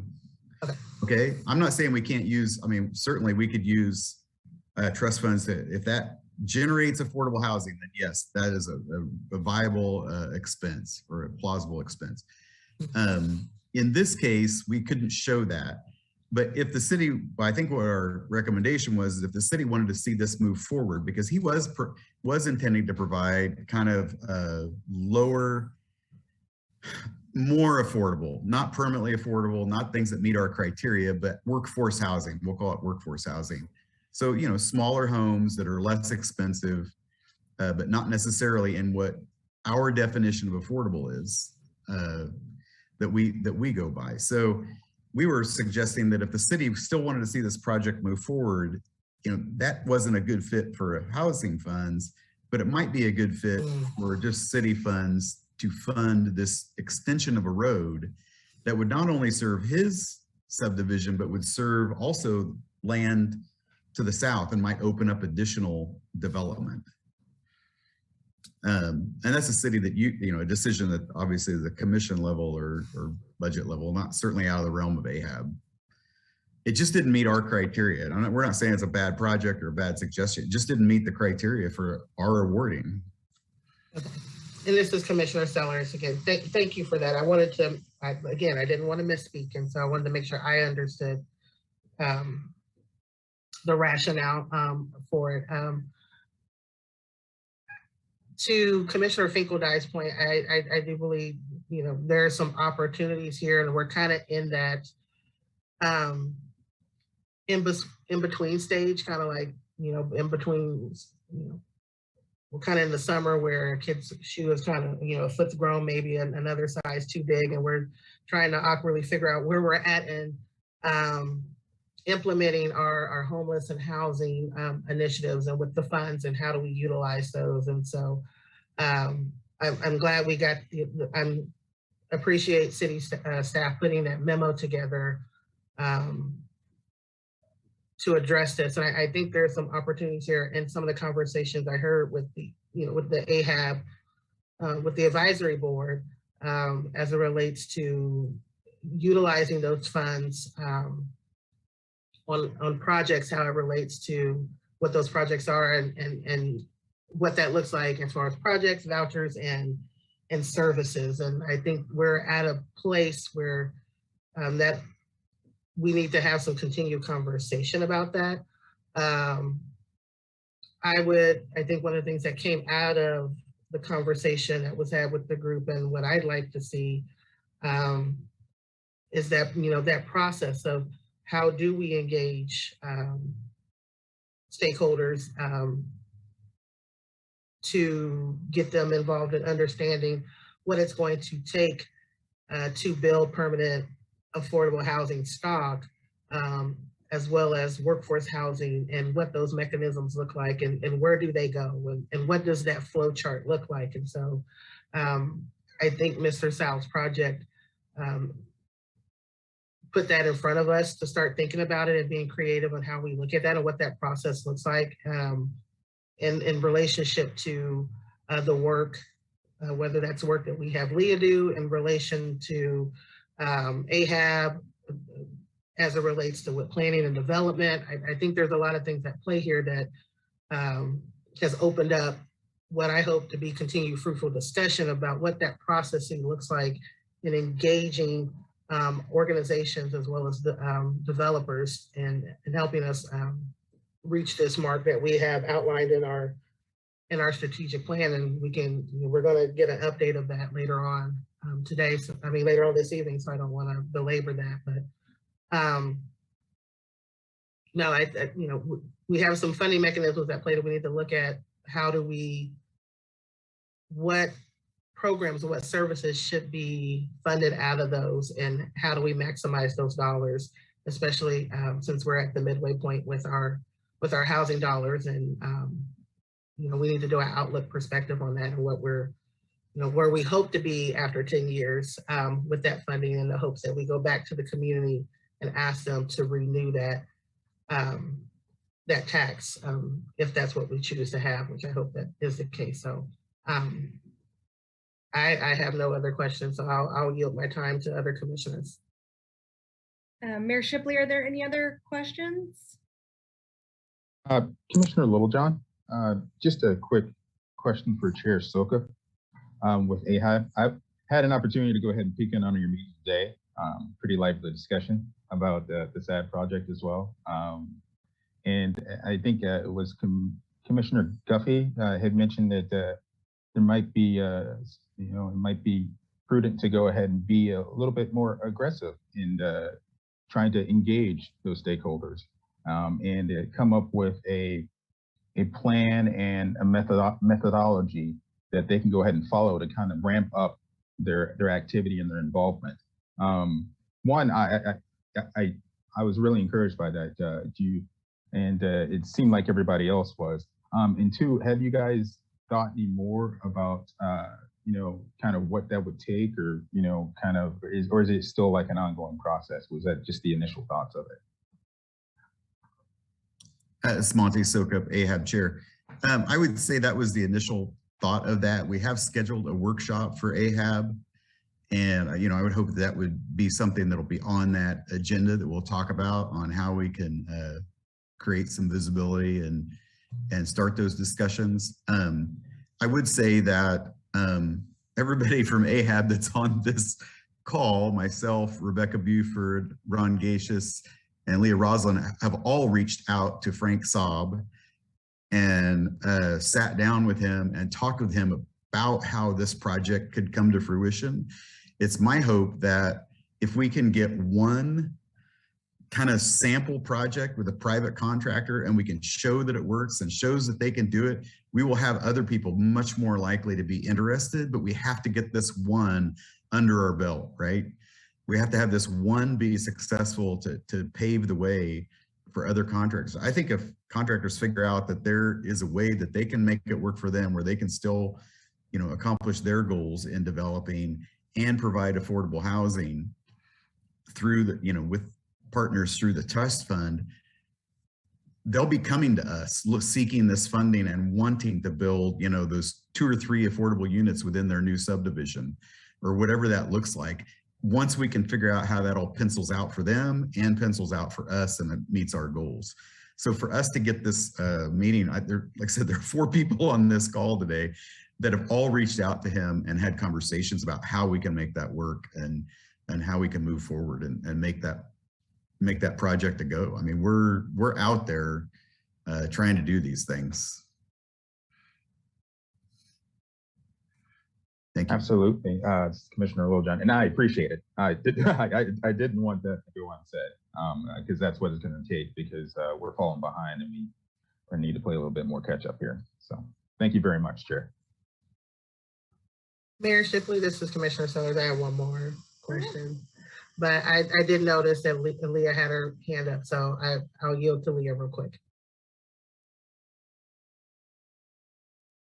This is Leah Rosen, Affordable Housing Administrator. Thank you, Commissioner Sellers.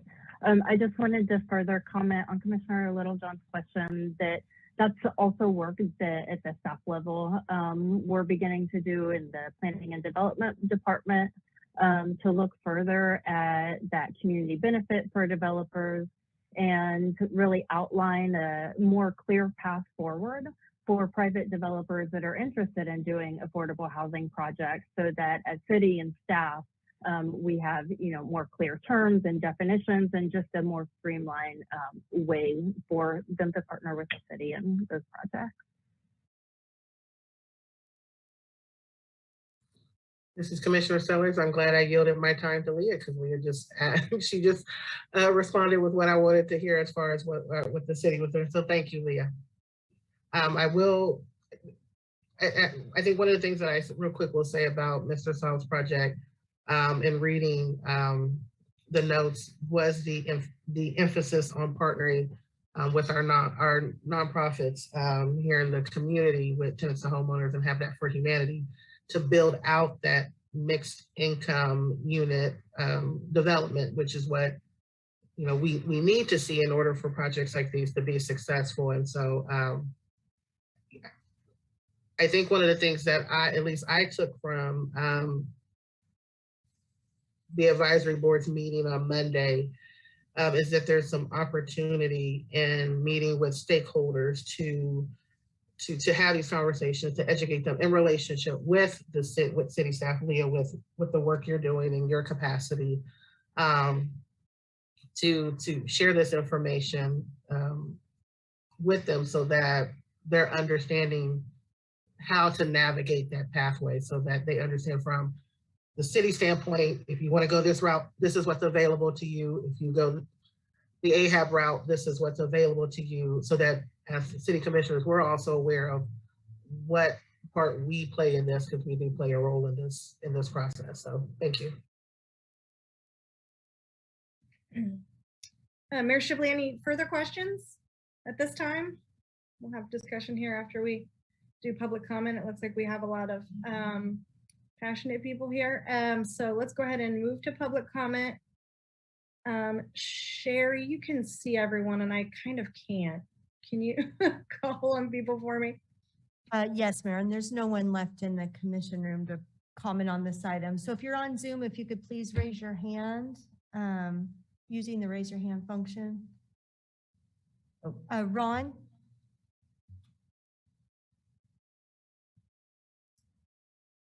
Thank you. I'm Ron Gacious, a member of the Affordable Housing Advisory Board. Thank you, commissioners, for delaying your decision regarding the fall AHAB recommendations until you could give more consideration to the funding source for wraparound services for those receiving housing vouchers. I'm one of the advisory board members who expressed concerns about using housing trust fund dollars to support these wraparound services. To be clear, I fully support funding of the wraparound services provided by Family Promise and collaborating organizations as recommended by AHAB. I believe these services are significantly improving life outcomes for many people and warrant the community's support. However, I don't believe they should be funded with housing trust fund dollars. Although the agencies requesting these funds are calling them housing services, it's my opinion that they're more correctly regarded as social services that should be funded through our city and/or county social services budgets. While I believe the services are very effective at improving the capacity of individuals and families to live better lives, including staying housed, they really do nothing to create more affordable housing or to make housing more affordable. If the city were currently achieving our original housing goals, I might feel differently. But the reality is that we're falling significantly short of our housing goals we've set for ourselves, and these goals are far short of the actual need. We are not adequately supporting the construction of new affordable housing, and we are not investing enough dollars to help people stay in affordable housing that meets accessibility modifications, that needs accessibility modifications, improvements for weatherization or energy efficiency, and other essential repairs. To add a little nuance, I'm not opposed to the use of trust fund dollars for housing vouchers, and I have supported funding of housing vouchers in the past, but it's problematic when the trust fund dollars are baked into the annual operating costs of the voucher program. In most cases, we aren't leveraging any other funds, although leveraging other resources is supposed to be a housing trust fund priority.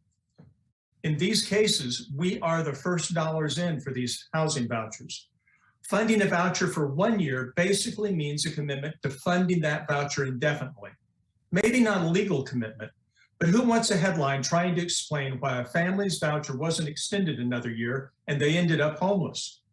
If we want vouchers to have a steady or increasing funding source, we should commit a dedicated source of funding for this purpose. If commissioners want that to be the housing trust fund, I'm all in. But we need more affordable housing units, and funding vouchers from the trust fund doesn't make that problem go away. I'd also like to make a final comment regarding the Frank Saab proposal. I support it. I hope you can find a way to assist with the infrastructure request. Thank you. Aaron M.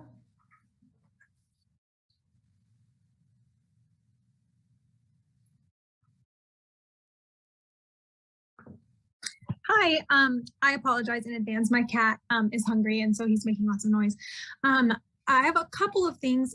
I don't know if the vouchers that were being referred to are Section 8 housing vouchers or if there are like city-specific vouchers. But I would encourage in the future the Affordable Housing Advisory Board as well as the City Commission to make sure that when you're talking about affordable housing or housing for low-income families and working families, that you look outside of just those who are on the Section 8 housing voucher. One, because a lot of landlords don't accept those, and two, because there are a lot of reasons that people would be on long waiting lists and can't access those. And then when there has been a lot of talk about, kind of innovative solutions using market rate developers who agree to have a certain number of affordable units, I would really encourage the commission and the advisory board to be kind of skeptical in the first place of those rather than trusting immediately, just because a lot of times the definition of affordability isn't really helping the people who really need housing. And the tax incentives and various things, and the money given to those places can often lead to disappointment. So I also, someone mentioned having 2 or 3 units in a development as affordable. I think that that is absolutely not enough, especially if they're getting city funding.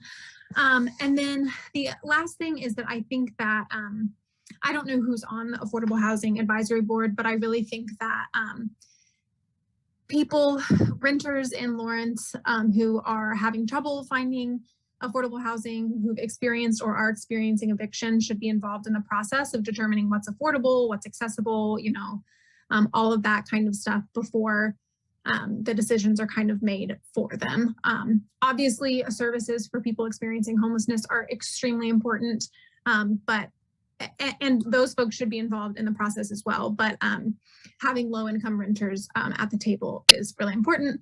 And I said that that was the last thing, but the last actual thing is that I would point everyone to, there's an organization in Kansas City, Missouri called KC Tenants.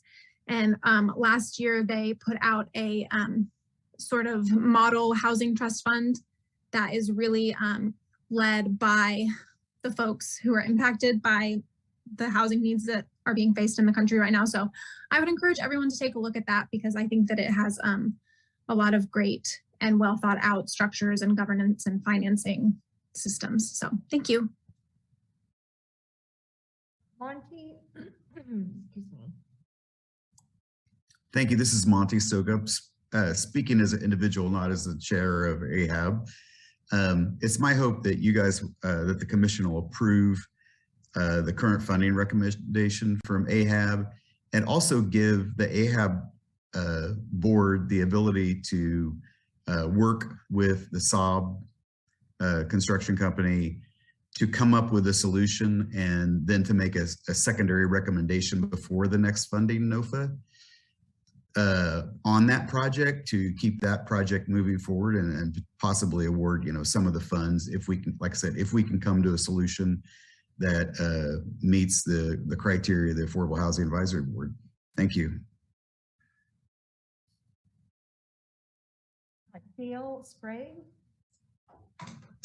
Hi, my name is Gabby Sprague. I work for the Housing Stabilization Collaborative that applied for some of this funding. First of all, I want to uphold everything that Aaron said, fully agree with all of that, and I want to note a little bit later exactly what I agree with, but I wanted to provide a little bit of financial history for you all for the Housing Stabilization Collaborative. It began at the beginning of 2020 with about $100,000 from Family Promise, tenants to homeowners, some funding from the Department of Children and Families. That grew into the CARES funding in the fall of 2020 to prevent people getting evicted during the COVID-19 crisis. That funding was about $1 million. Since then, we have received funding from the Affordable Housing Advisory Board last year to the tune of $150,000. We received $100,000 around the same time from the Emergency Services Grants federal funding for COVID-19 relief. We recently received $250,000 from the Douglas County for emergency rental assistance while the pandemic is still ongoing. And we also received $100,000 from the City of Lawrence for Community Development Block Grant COVID dollars. In addition to all of that, we also work very heavily with the Kansas Housing Resources Corporation with their Kansas Emergency Rental Assistance Program, commonly known as the CARE program, and also the Bridge to Housing program, which we also received another $268,000 and $268,800 for that program to be in Douglas County. All of that being said, the HSC has brought $1,968,800. I'm sorry, I'm getting my numbers mixed up. $1,968,800 to the Douglas County community. And no smart part of that was through the AHAB funding we received last year.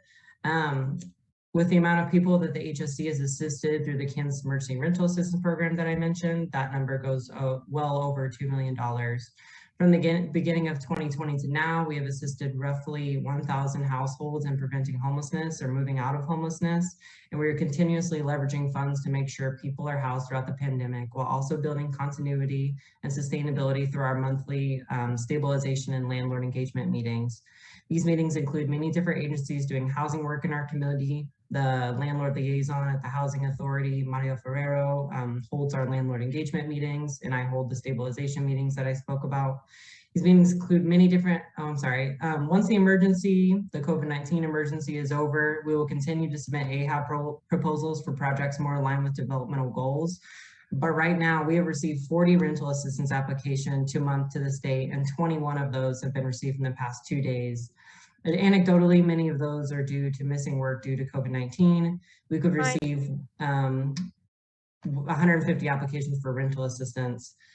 Having said all of that, I personally do not think that private for-profit developers should be funded unless proper measures are taken to ensure any and all development leading from the Housing Trust Fund dollars is permanently affordable. And we should be prioritizing keeping people housed so we don't have to spend more money later. Thank you. Rebecca Buford.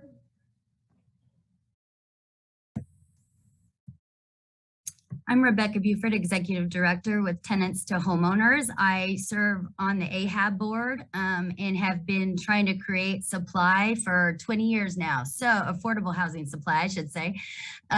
So I want to share a couple of things. One, I really fully support HSC, and Gabby mentioned this, just the need right now. It's not like we're saying we're not creating affordable housing supply. We are. For a family that could pay market rent and suddenly they couldn't, we're creating an affordable unit for them in that month or those 5 months that they needed it. We were all looking at this. I mean, it's just a unique moment in time with the pandemic that we are not out of by any means. So I don't think we want to focus on social services. We need supply, and I agree 100% with Ron. The issue is supply won't matter if we have 5 times the amount of homelessness, and it costs 3 times more to move someone from homelessness to housing. So let's keep them in their house with these rental subsidies. That is a much more economic way to address the crisis we're in right now. Does that mean we're going to need this kind of rental support forever? Hopefully not. But HSC has only has gotten $500,000 from trust funds. We brought more than 2 million to leverage with that. So 20% of what we've used is a very good statistic and economic use of those funds that Gabby mentioned, serving 1,000 people. So I really think, and we created a program that's going to create a safety net in this community for any emergency rental assistance needs, so we can be upstream in preventing homelessness and the crisis that causes. So I cannot do it all, but I do want to say too that over the 6 years with trust fund money, Tenants to Homeowners has gotten $805,000, which isn't very much considering we've created 46 affordable housing units. So that is an average of $17,500 per unit, but we've leveraged another $48,000 per unit. I am just asking, where is Frank Salb, who I support? I've talked with him about his project and said 1,000,000 times, I will cooperate with you. But there needs to be a way in which we make sure we get the affordable units and the leverage we need to keep them affordable. And so that means for-profit developers, if they get city money, agree to a certain amount of affordable units, or they agree to selling them or donating the land to us for the amount of money the city puts in, so we can steward them and make them permanently affordable. Or we can bring more leverage to the gap financing so they can make money still, but we can still get it down to a truly affordable and not make a $250,000 house $245,000, which is not affordable to most of the people we serve. We need a $150,000 house.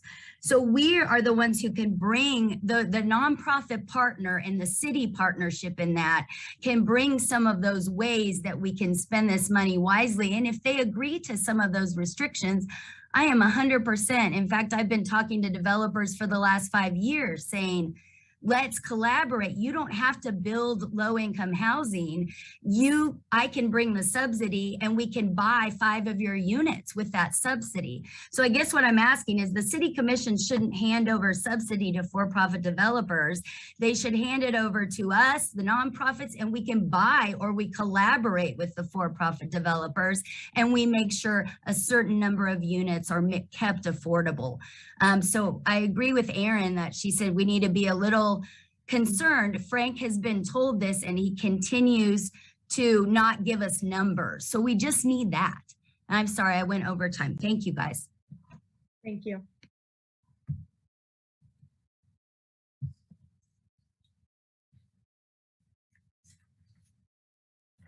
That's all the public comment, Mayor. Okay, I see that Leah has her hand up, so I wonder if she's wanting to respond to something she heard. Leah Rosen, Affordable Housing Administrator. Mayor Shipley, is it okay if I just add a little piece of information? Thank you. So in the discussion about whether it is a good use of the Affordable Housing Trust Funds to support housing support services and other social services, I just wanted to note that in the City Code 1-1807, where it discusses the Affordable Housing Advisory Board and the Affordable Housing Trust Fund, it states the purpose of the Affordable Housing Trust Fund is to support the acquisition, rehabilitation, and development of affordable housing and supportive services so that all persons in the community have access to independent living with dignity. I just wanted to note that language in the ordinance for the commission. Thank you.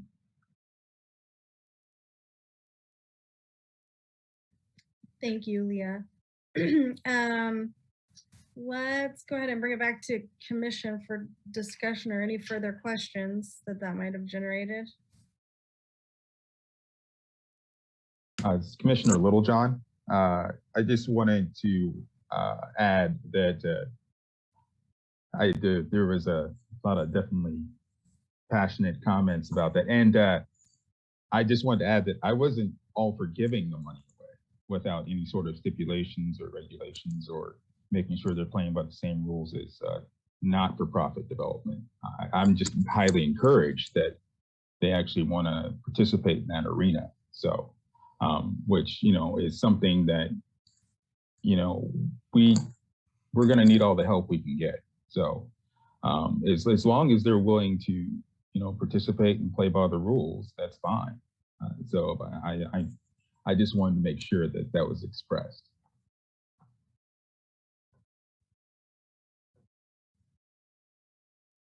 And any further questions or comments from commissioners? Yeah, this is Commissioner Larson. I have one question for either Gabby or Rebecca about the HSC. And I believe one of them has said that they'd served over 1,000 households. Is all the funding that they receive, that HSS receives, is that all spent in Douglas County?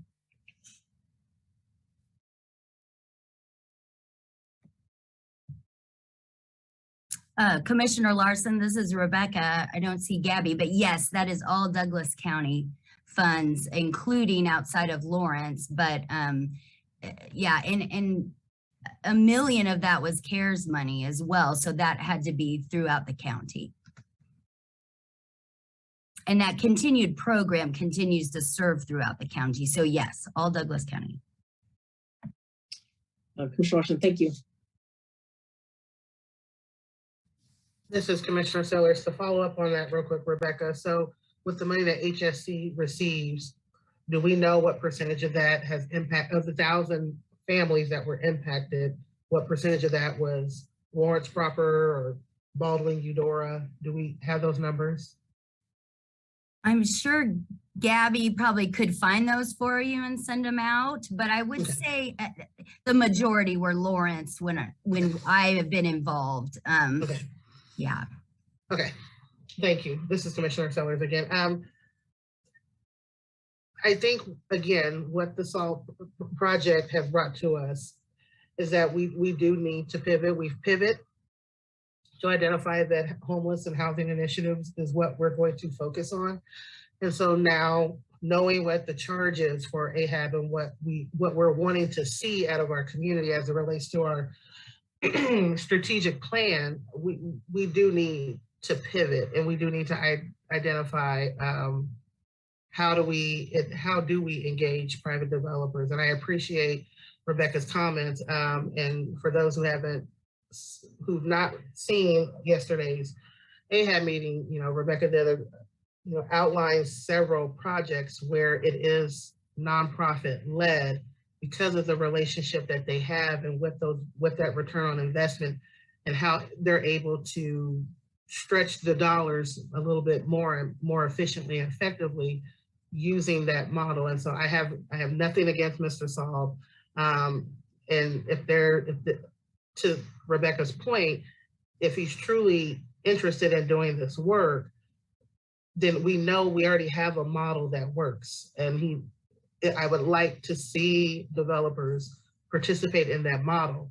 Now, what does that mean for us as a city? That we need to outline what is available to our nonprofits who are working with these developers, what incentives, what is available to them. Is there dollars that we will set aside, wherever those dollars may be, whether it's general funds through infrastructure dollars, whether that's state infrastructure dollars, federal infrastructure dollars.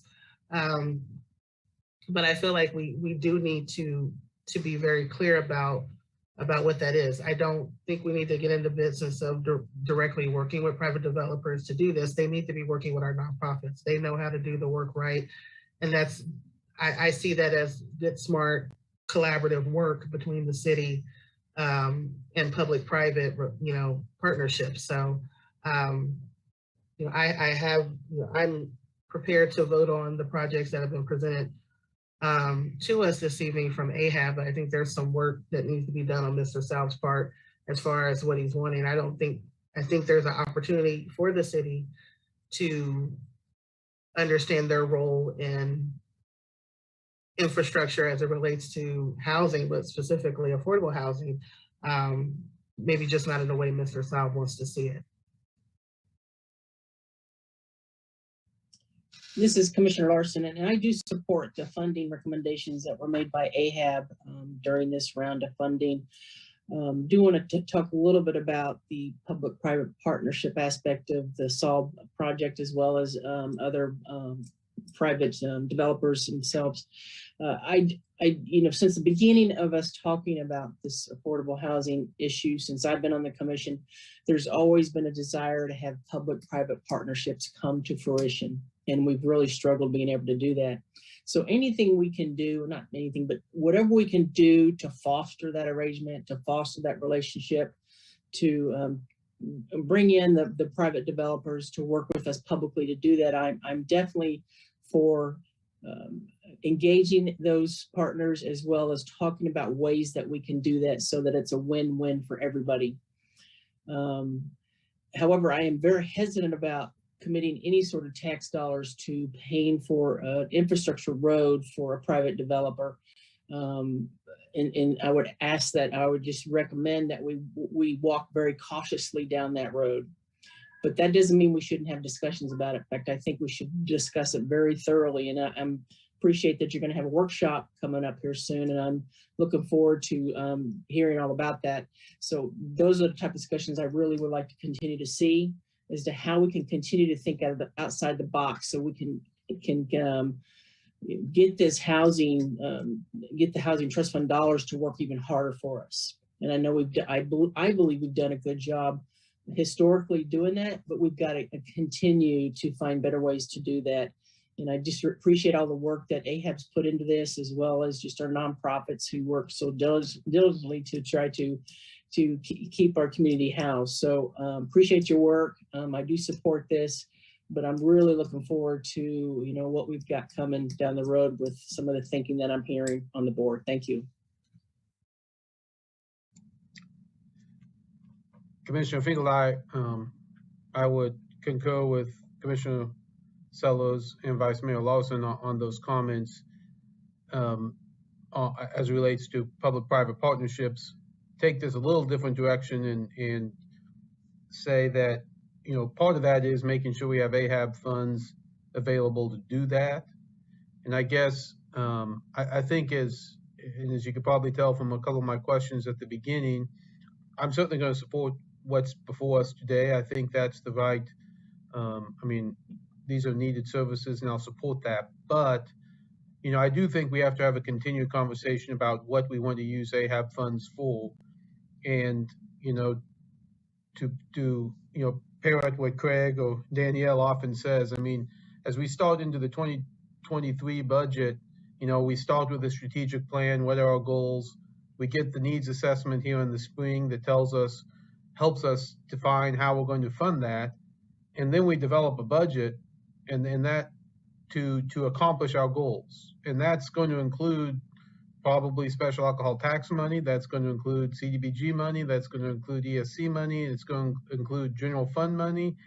And is it going to include AHAB money? And yes, it will. And how? And I do think as we look at some of these funds like we're funding today out of AHAB, there's a question that will be presented as we go forward in the budget, I think next year. We want to fund that. Do we fund it out of AHAB dollars? Do we fund it out of general fund dollars? There's, you know, I think that's a decision, you know, we're going to have to make because these are things I think we all agree are needed. And then what does that leave us? Maybe all or maybe part. Where does that leave us with AHAB dollars to fund these more development type projects? And, you know, I mean, we've put AHAB in a position of, you know, I think Ron Gacious said it very well in his letter. You know, great requests. If we open it up to the public, you know, I mean, to our nonprofits and say, hey, do you need money to do good work? They're going to apply for it, and they should, right? But as part of a bigger picture as the city, we want to say we're going to determine what we should fund, and then we can say this is how we're going to fund it, and then leave AHAB a little more direction on what's left for them to fund. We're not going to accomplish that tonight. We're not going to accomplish that in 2022, but I do think it's something we should work towards in 2023. It'll never be perfect. You know, we'll never predict 6 months in advance what we need, and we'll never have all the money we want in a perfect world. But I would hope as we move into 2023 that we'd be able to give AHAB a better answer and the community a better answer on where the pots of money are and what are we going to fund to accomplish our strategic plan. And so where we are tonight, I think it's a great conversation. I really support and want AHAB to continue to have those conversations. Ron, I appreciate your letter. I think it really articulates some of that, you know, back and forth tension. And I think that is an answer we have to make in the 2023 budget. We probably can't make it the 2022 budget, but we can make that in the 2023 budget. So let's work towards that. And I'd hope AHAB would continue to give us input on how they see the best use of that dollars, as well as the need assessment, as well as the strategic plan. So, and then I hope that we find ways to work with private developers to come forward to ask for AHAB dollars. I do agree there has to be connections there, be it tends to homeowners or Family Promise or somebody else to make it permanently affordable. But, you know, I mean, obviously we like projects where, you know, Rebecca, you find a lot or, you know, a couple lots and you build some things, but it also is going to be helpful to have somebody come forward with a 60, you know, they own the land and they want to put 60 houses and they want to make 4 of those affordable housing, you know, whatever that is, a downtown project with 15 apartments and they want to make 2 of those affordable housing, whatever the numbers are, we will need those partnerships to go forward. We just, you know, not all the projects are going to be standalone projects, and be that the Housing Authority or tends to homeowners or Family Promise, whoever it is. So we need to continue to encourage that. Like Monty said, if we can come up with one to see how it's done, I think others will look to follow. So anyway, I've talked too much, but I mean, I think we have one thing on the agenda tonight, and I definitely will support that motion in the end, but I look forward to the future conversations. Any other discussion comments?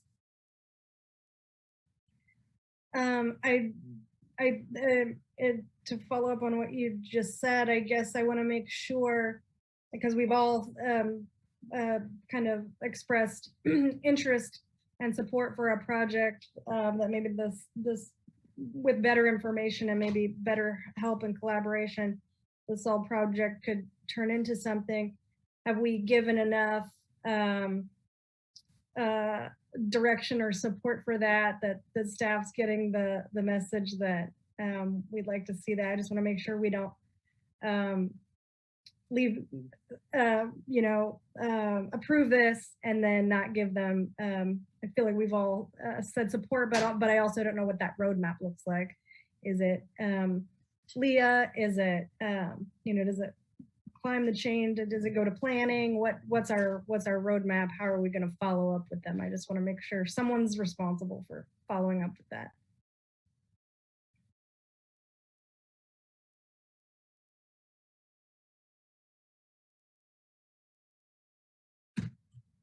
This is Vice Mayor Larson, and the way I would envision it is that this goes back to AHAB, and I would encourage them to continue discussions with the SOLVE project, but I wouldn't be ready to commit any sort of dollars to that, guaranteeing that something could come down later as the discussions go forward. So I'm definitely wanting AHAB to continue some level of discussions to see how that could potentially come to work, something like that. So that's where I'm at with it. Commissioner Littlejohn, would that have to be part of a formal motion? I was wondering, or would the motion just be to go ahead and approve as is? Yeah, I would. I'll entertain a motion here. I just wanted to be sure that that staff heard us, and that I think we all hope to see that play out. Just make sure there's not 3 people who think they're responsible for it, but that it's coordinated. That's all. So with that, are there any motions? Commissioner Finkel, aye. I would move to approve the Affordable Housing Trust Fund investments totaling $850,000 as recommended by the Affordable Housing Advisory Board, and to direct staff to prepare the funding agreements with the agencies. Commissioner Littlejohn, I would second. Mayor Shipley, I have a motion and a second. Commissioner Finkeldye. Aye. Commissioner Littlejohn. Aye. Vice Mayor Larson. Aye. Commissioner Sellers. Aye. Mayor Shipley, aye. That passes 5-0. Since we've been going a little bit longer than everyone else has, I thought I might suggest a short break, also because even after our next item, we'll have an executive session. So if that's amenable to everyone, let me look at the time here. Let's say, could we return at 7:25? That's 10 minutes. Thank you.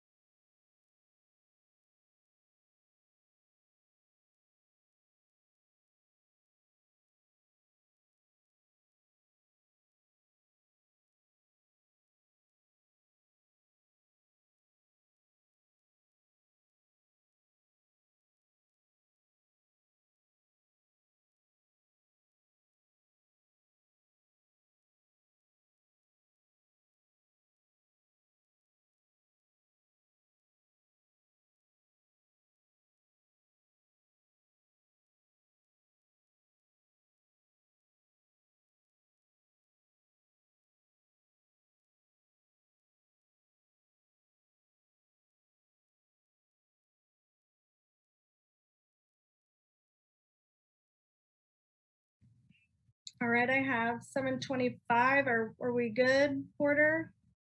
We're good, Mayor. Thank you. All right, let's go ahead and take roll, not forget it this time. Vice Mayor Larson? Here. Commissioner Finkeldye? Here. Commissioner Littlejohn?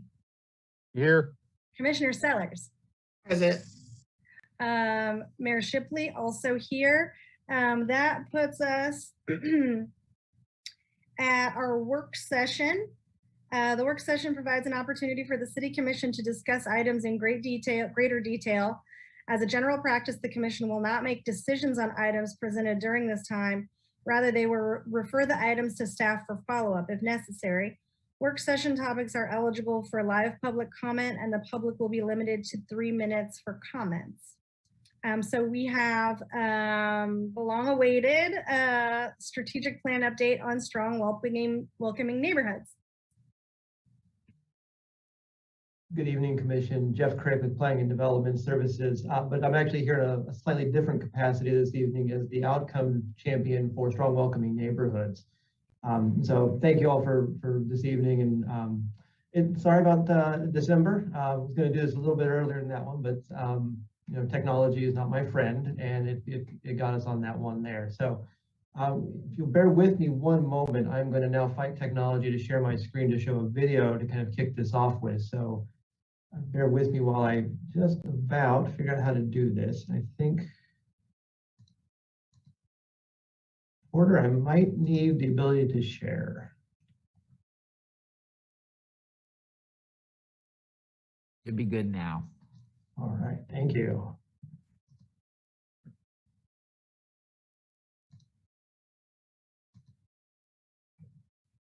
Hopefully this will play with the audio, but if not, please let me know and I'm happy to try again. So.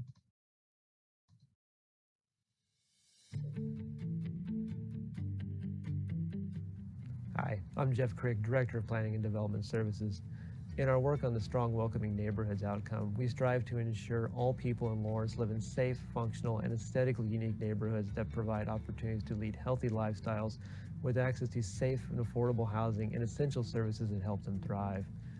We have a number of progress indicators that we've identified to show if we're succeeding in this mission. Today, we want to talk about a couple that focus on access to safe and affordable housing.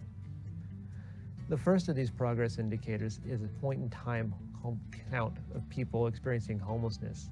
At this moment, we've counted 308 people who are experiencing homelessness in our community, and our immediate goal is to get that down to 250 people. Looking forward to the future, both the City of Lawrence and Douglas County have joined the Built for Zero initiative in the spring of 2020 with the goal of ending chronic homelessness in our community by 2023. Built for Zero is about creating a systematic plan of our entire community can follow, and our core part of that is knowing everyone experiencing homelessness by name and in real time. With the passing of the 2022 budget, the city has made significant investments towards our goal of ending chronic homelessness in our community, including the creation of the Housing Initiatives Division, which is a team of city employees focused on homeless outreach, emergency sheltering, and rapid rehousing. We've also adjusted our social services grant program so that we're funding outside social service agencies that are doing work to help those experiencing homelessness in our community. The second progress indicator that relates to safe and affordable housing is the affordable housing sales tax dollars that the city invests per unit investments. Currently, for every dollar the City Affordable Housing Advisory Board allocates to projects, it brings in $10.70 in outside investment. We're on target in this progress indicator, as our goal is to bring in at least $10 of outside investment for every dollar the city allocates to these projects. Our ongoing strategy is to increase affordable housing opportunities by investing in underutilized properties, developing innovative partnerships, and identifying additional funding sources. This is an area in which the new Housing Initiatives Division is involved, along with our Affordable Housing Advisory Board. The Affordable Housing Advisory Board oversees and facilitates the Affordable Housing Trust Fund, which supports the acquisition, rehabilitation, and development of affordable housing and supportive services. In November 2021, the board reviewed applications for funds for the Affordable Housing Trust Fund, and in December they will make recommendations for which community organizations will receive the 2021 funds.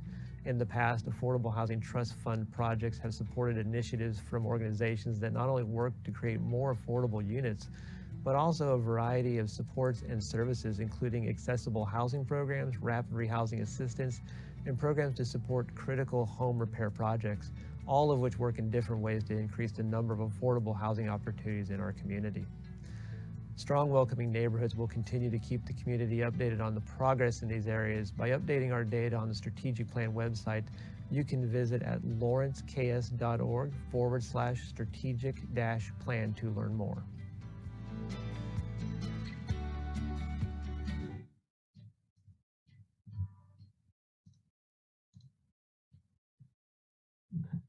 Jeff Craig, Planning and Development Services, and I will get another screen share going here real quickly and just kind of give a brief update on some of the items, including one metric that we would like to propose for an adjustment.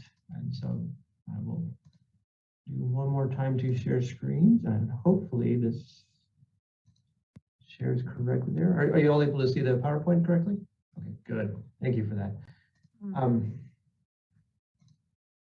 So as we kind of alluded to, and you all are very aware of what Strong Welcoming Neighborhoods is working to do. It's really working to have an aesthetically unique neighborhoods that provide opportunities, safe and affordable housing, and the essential services to help everyone thrive in our community.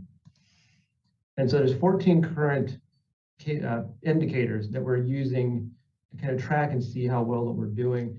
But I really want to highlight those three that we kind of just talked about a little bit in the video there, specifically 6, 7, and 8, which are point-in-time homeless count, affordable housing sales tax dollar, and the infrastructure cost per new residential unit. So for SWN 6 here, we actually utilize a little bit of some of the data that we get from the state as part of this, and we look at it in a 5-year rolling average. This kind of helps us kind of see the trends over time better, and it's a way to kind of ensure that we're not seeing high and low points in data fluctuation. So for 2020, the 5-year rolling average was 308 individuals. This metric count, just the year itself for 2020, was 408 individuals. And so right now the target is currently set at less than 250 and equal to and less than that. So we're working to kind of go in those different lines there. And as you're all aware, work on the budget, work on the Housing Initiatives Division, and those many efforts is kind of leading us in that charge there. But the 5-year rolling average gives us a way of kind of seeing that trend and the levity of the increases or decreases that we have. It's number 7 here is the one we'd actually like to recommend a change to you this evening on this one. It's currently structured in the way the phrase is sales tax dollars invested divided by units of investment. So if you go by that number and metric and you look at it, it would roughly pencil out to be about $17,500 per unit of investment. So for every unit, it's about $17,500. We would recommend switching this to be more of a metric that you would see a dollars to dollars comparison. It's very similar to what you see with economic development and other funding sources, where it's for every dollar invested, this much dollar is brought out of it here. That's the calculation that we've shown you this evening on the screen there. For every dollar of housing trust fund invested, $10.70 are brought in to help work on affordable housing. So we think this is more of an apples to apples comparison, and it's easier to kind of follow and understand the metric and rule to it. This also goes very closely to the metric that the Affordable Housing Advisory Board uses of trying to get a leverage ratio of 6-to-1 for their investment in their properties. And so that would be one we'd like to discuss a little bit further on this evening. And then of course, SWN 8 here is one that we've been in development with for a long time, and we've actually just recently got this a few months back. So we're still working with the numbers and still trying to understand what it is there. But to give you an idea of what it is there, for a property in the city of Lawrence that is, for those of you kind of think of it as the RS zoning district, the single detached dwelling development pattern, it's about $23,500. And for a multifamily development, the cost of infrastructure is about $11,300. And so this is based on the kind of differences numbers we've seen in the last 3 years in different planning and development projects that have been going on throughout the city. So as there's been a new development, housing development, we've looked at the public improvement plans and those dollars invested to make those happen to calculate this ratio. There's a key caveat that I should note in this, that this does not include any of that money that takes to hook it to the greater system. So it doesn't account for anything related to water mains, interceptor lines, treatment and water plants. This is just for the infrastructure that is in that development and as it comes online. So nothing outside of the planning boundary if you think of it. So if it's connects to the greater system, those greater system charges are not accounted for. This is just in the development itself here. We are still looking at and reworking the targets to get a better understanding of what that is. So I think these targets may evolve and change as we get a better handle on what the data is telling us. But at the moment, we have set it at the numbers here, 25,000 for single family and 13,000 for multifamily as kind of our starting off point. So it's kind of a broader inference that you see there. To give you an idea of what that difference is, it's about $12,000 difference between a single family and a multifamily development cost per unit when you look at those numbers. And then just to keep you updated on a few of the other ones that we have going on, we're still working on 12 and 14, as you can see on the screen, related to energy code and costs, and also public land use for environmentally sustainable uses. These are some data set that we have some of the preliminary data, but we don't have enough of it to really get at the heart of it. But Strong Welcoming Neighborhoods is continuing to work on those fronts to get data, and we're hoping to have that soon. They're just data that we've never had, so we're coming at it from scratch, and we're hoping to get some really good effort on that. But again, just in case anybody is interested, the website is lawrenceks.org, and the strategic plan there, and you can see on the website. And with that, that is actually the bulk of my presentation. So I'd be glad to answer any questions, provide any insights, and also we'd love to hear your thoughts on the slight modification to Strong Welcoming Neighborhoods number 7.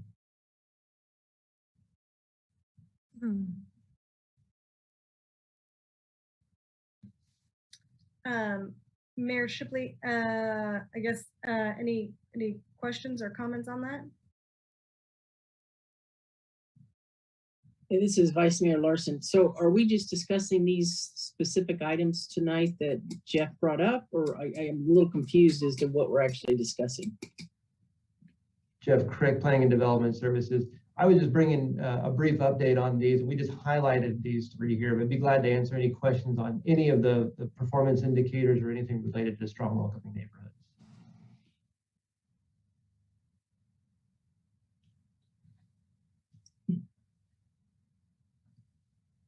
Any other questions and comments?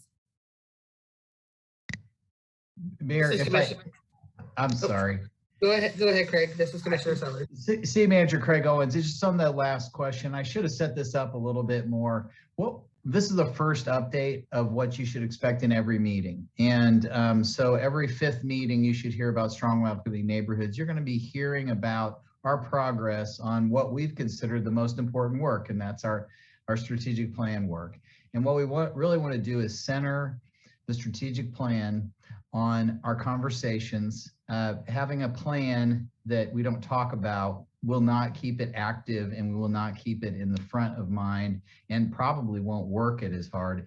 And so what we're trying to do here is put this in the center of the agenda, your agenda physically, and ask that we continue to talk about it. We want to talk to you about it. We want you to tell us, are we on track or not? Engage with us in this work, engage the community in this work, so that this is the progress on the most important things that we do, rather than, a lot of our agenda is responsive to day-to-day things that come up, and it's pieces of this, but it's not centered on the strategic plan. So this is an innovation, and this is a way to keep fresh what's most important to us, the strategic plan. So I should have set this up a little bit more instead of just throwing Jeff to it, but thanks for that question, Vice Mayor.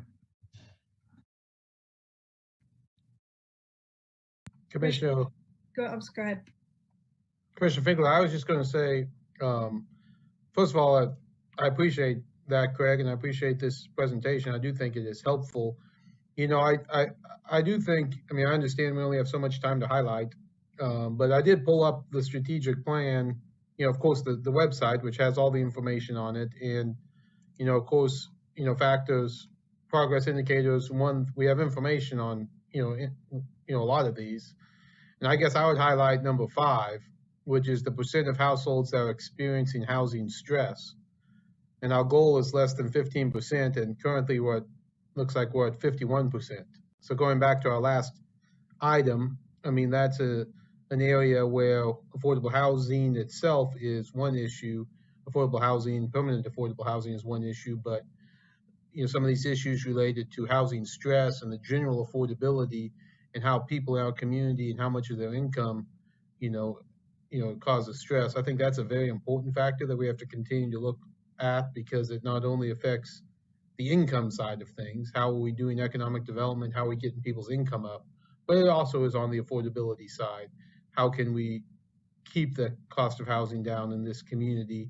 I think that's an important factor that I'm going to continue to watch to see how we can make progress on. But I appreciate the whole website, all those factors. And I guess while I have the floor, I'd say I agree with the change in that progress indicator. I think that's the appropriate change to the number 7 or whatever it was, 7 or 8.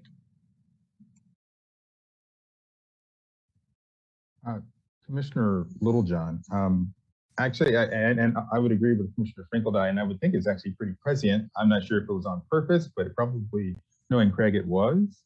Our conversation today, and the letter from Mr. Gacious and Commissioner Finkeldine's comments, and also Ms. Buford's comments regarding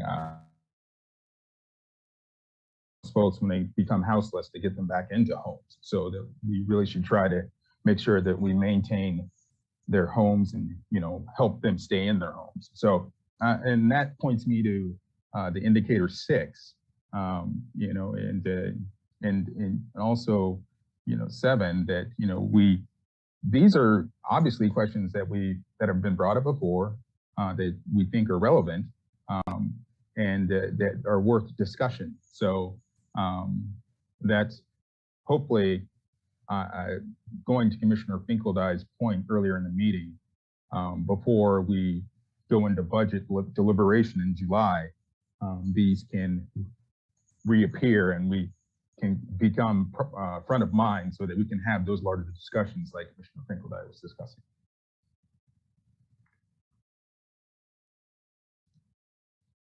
Jeff Craig, Planning and Development Services. The one thing I would share, I think the ones that the commissioners have highlighted are ones that I think of as bridges to the other outcome teams: the prosperity and economic security, safe and secure, and a lot of those commitments that we have as part of that strategic plan. So they're in strong, welcoming neighborhoods, but they're inextricably linked to all the other outcomes in many ways, and it really shapes the way that we talk about conversations, not just at AHAB, but at many of the advisory boards and amongst staff ourselves. I can share a conversation we've had at Planning and Development Services numerous times about, if we really want to do something about housing stress, how many ways can we get about it? Because there isn't a single answer here. It's going to be an answer on numerous fronts and different efforts, and not just something that can be led by a department or a level of government.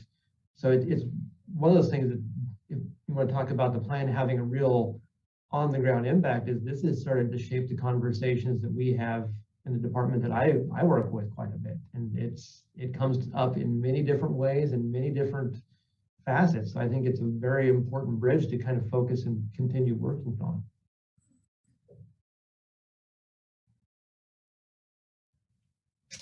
Yeah, this is Vice Mayor Larson, and I would agree that these 3 items that were chosen to talk about tonight definitely fit in really nicely with our previous conversation.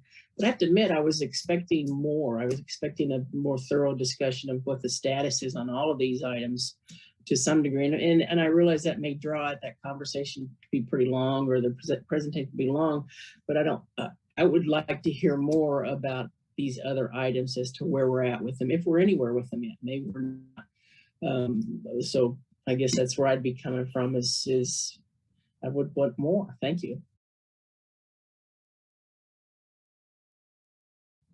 This is Commissioner Sellers. Thank you, Jeff, for the presentation this evening. I'm glad that we were able to hone in on the 3 that we highlighted this evening. I think it was a little bit more kismet and the stars that aligned as what we've heard other commissioners speak to. So I'm glad we were able to focus on these 3 to hopefully have some fruitful conversation, and so that we don't inundate ourselves with each indicator, so that we have some really solid, intense and intentional conversation around them. So thank you for that. I had I have a couple of technical questions and then maybe a more in-depth question. In regards to indicator number 5, which Commissioner Finkel and I brought up in regards to households experiencing housing stress. When you click on the metric, it does say % of households that are experiencing housing stress spending more than 30% of their income on housing. And then it says rental in % of, and it doesn't tell me what that is. So my question is this an aggregate number between homeowners and individuals who rent, or is this just our rental percentage? Jeff Craig, Planning and Development Services. I'm not sure what the website is doing there. My technology, again, not my skill set, I'll be honest there. The metric itself is showing a bit of a combination there because it's 3 in 5 rental households that are experiencing stress in the community, and it's about 1 in 5 homeowners that are experiencing stress. So it's an aggregate of the numbers that we have there. So it's the numbers we have are a little bit backdated based on the Census Bureau, but it's 3 in 5 for rental and 1 in 5 for homeowners, about that. So.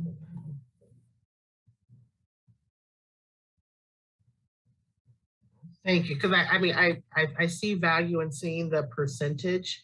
I think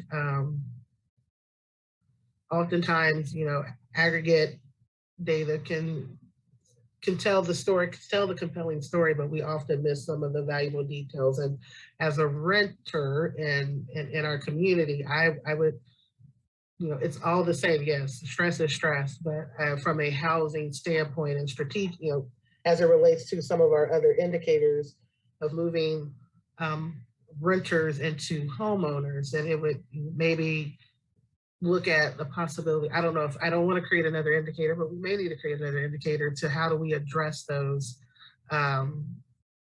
stresses, and maybe we say we want to decrease that to 1 in 5 or 0 or something like that. I don't know. I'm kind of thinking as we process through this. Strong welcoming neighborhoods, indicator number 6, point in time count, experiencing homelessness. I know you said we do this on a 5-year rolling average. And for me, this is more, I've always felt titchy about point in time counts because they're not as accurate as they should be, and not knowing, typically point in time counts are done with your emergency shelters and, our transitional housing units. And so I'm always cautious. I know we have to use the data that we have. But I'm always just worried that that number is not really telling us the real story, and that I'm concerned that that number is a little bit higher, and that it doesn't really speak to, again, it's an aggregate number, and it doesn't speak to families that are experiencing homelessness, and maybe there's an opportunity for an indicator there with that. But again, I think what we have now, what we use is point in time, which is a standard that is respected and used. And so I just have that small concern with that, and how we use point in time numbers. That's all I have for now. But again, I love the website. I send the link to everyone so that they can get a deep dive into what our strategic plan looks like if they need something to visualize. So I'm glad we do have that resource available to us as commissioners to share with the community. So thank you. Jeff, I know you kind of asked us a direct question about number 7, but I do want to do public comment. I'm sorry, Vice Mayor? I'm sorry, Mayor, I had a few more questions. Can I ask those first? Yeah, I'm sorry. I apologize. That's okay. That's okay. I'm not sure what I'm doing here either. So, so as I'm looking at the website and showing the progress indicators, do we have anywhere on here that shows how we calculated that data, how we track that data? Do we have anything like that on there? Where the data came from? Jeff Crick, Planning and Development Services. I don't believe so at the moment. I think that might be something the website is working on, but I'm not the expert on it. But we do have some pretty detailed production notes for that. I see Danielle's coming on to correct me where I've gone astray, so. Danielle Bushcutter, Budget and Strategic Initiatives Administrator. Jeff, I was just going to say you hit the nail on the head. That is in the works, and we will be updating the website when we have all of that done. We didn't want to do it in a piecemeal fashion, so we wanted to gather all of it, make sure it's looking good, but it is in the works. Yeah, thank you. Commissioner Larson here. Thank you. Was that it? Do you have any more? Okay. Thank you. Yeah, just last check. Any other questions? Okay, let's go ahead and do public comment. Sherry, do you see anybody? There's no one in the room and there's no one on Zoom either. Say what? All right. Well, okay. Let's bring it back to us, like, it's for some discussion. So Jeff, I felt like you asked about number 7 first, although I think many of us have already commented on it. For what it's worth, I think that one makes a lot of sense. I get that. If that helps. Any other comments on that? This is Commissioner Sellers. I felt like Rebecca alluded to that number in her testimony. So yes, for me it makes sense to me to know what that full value is, other than how it's presented to us. So I have no objections to that. Okay, Mayor Shipley, I'm not hearing any objections to that conversation. I did want to I hate to say that number 8 surprised me. I mean, the things that aren't included are things that I would commonly call infrastructure. So I appreciate that you're still working on it, but that did also make me ask more, so what does it only include curbs? Does it only include roads? How does it not include all these other things? So I didn't want to make you say more about that, but maybe you could. Jeff Crick, Planning and Development Services, be happy to. It does include all of the infrastructure that goes into it. So curb and gutter, streets, subgrade improvements to water, stormwater, sewer, those kind of items. But again, it's only contained inside, it's only for the developing area. So anything that would be connecting to the greater system or to the plants, we can't calculate out. So it is all of that information that goes into what's called the public improvement plan. So anything that the city would be taking over and maintaining comes into that. So the ramps and all the details that come along with that. Thank you. That Mayor Shipley, that makes it make sense. Thank you. Any other comments or questions about the number 8 that he's brought to us? This is Commissioner Sellers. Just to piggyback on that, I'm just curious to know, Jeff, the target numbers, how did you come up with those? Jeff Crick, Planning and Development Services. It was really one that we're still evolving on, quite truthfully. So I think those are going to change quite a bit. What we did was we used the values that we knew at the day, and we kind of escalated cost based on what we were seeing in construction contracts a little bit. The engineers did a lot more math that I'm giving credit to. And I think we're going to have conversations in our outcome team about do those metrics need to evolve and change and come down? Do they need to go up? Kind of a much broader conversation, but we wanted to have at least a starting off point for the target so that when we were having those conversations with the team, we could at least have something to kind of go from, if you will, there. If I could interject too on that, this is City Manager Craig Owens. Since this is the first one we're going through, there are 70 or 80 measures throughout our scorecards, and those are the primary ones we're looking at, and then we publish on the website that we think are the key performance indicators. There's hundreds of other ones probably that are lead indicators and that our staff uses. But the engagement with the commission and what you're looking at is really going to be helping us set the targets. As we start to develop this tool out more and we have the data a lot more reliably, fewer little orange cones, that's where you all will be saying, this is where we'd like us to be this year. And then we'll be responding with a budget that we believe will set the mark to deliver those. And that's really that dynamic that's going to be, you know, our budgeting process using this as the centerpiece will be a really policy-based and policy-driven budget with a lot of challenge for us to say this, if you want to hit these targets throughout this entire card, then here's the budget it's going to take to do that. So I'm excited about that, but this is an evolution of this tool. It's a very complex tool and we've made a lot of progress, but the exciting work I think will be when you all are engaged in it in a way you say, this is where we'd like to be next year, build the plan to do that. Commissioner Finkelstein, I'd only add that, you know, the fun of that is, you know, the competing values. We've been talking about number 5 and number 8. If you made number 8 0, you know, there's no infrastructure cost, well, that'd make 5 easier, but that would be a whole other problem that we present ourselves, both budget and otherwise. So, you know, these are always going to compete against themselves. And I think trying to understand what those metrics are and what the goals are important.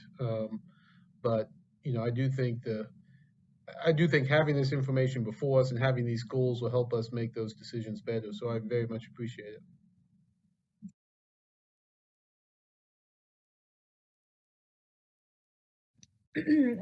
Mayor Shipley, okay, so was I hearing that everyone is feeling good about number 8? And we did kind of discuss number 6 was yeah, it's not a perfect metric, but overall, are we satisfied with? I'm seeing yeses here. Okay. This is Commissioner Sellers. I mean, there's so much that goes into point in time, and well, getting your homelessness count. One, the definition of homeless. You know, with our school district, you know, with the definition of McKinney-Vento, what homeless is, that's different than what we typically use or what HUD uses. So I think we're using point in time, which is, I don't want to say industry standard, but that is a count that is synonymous.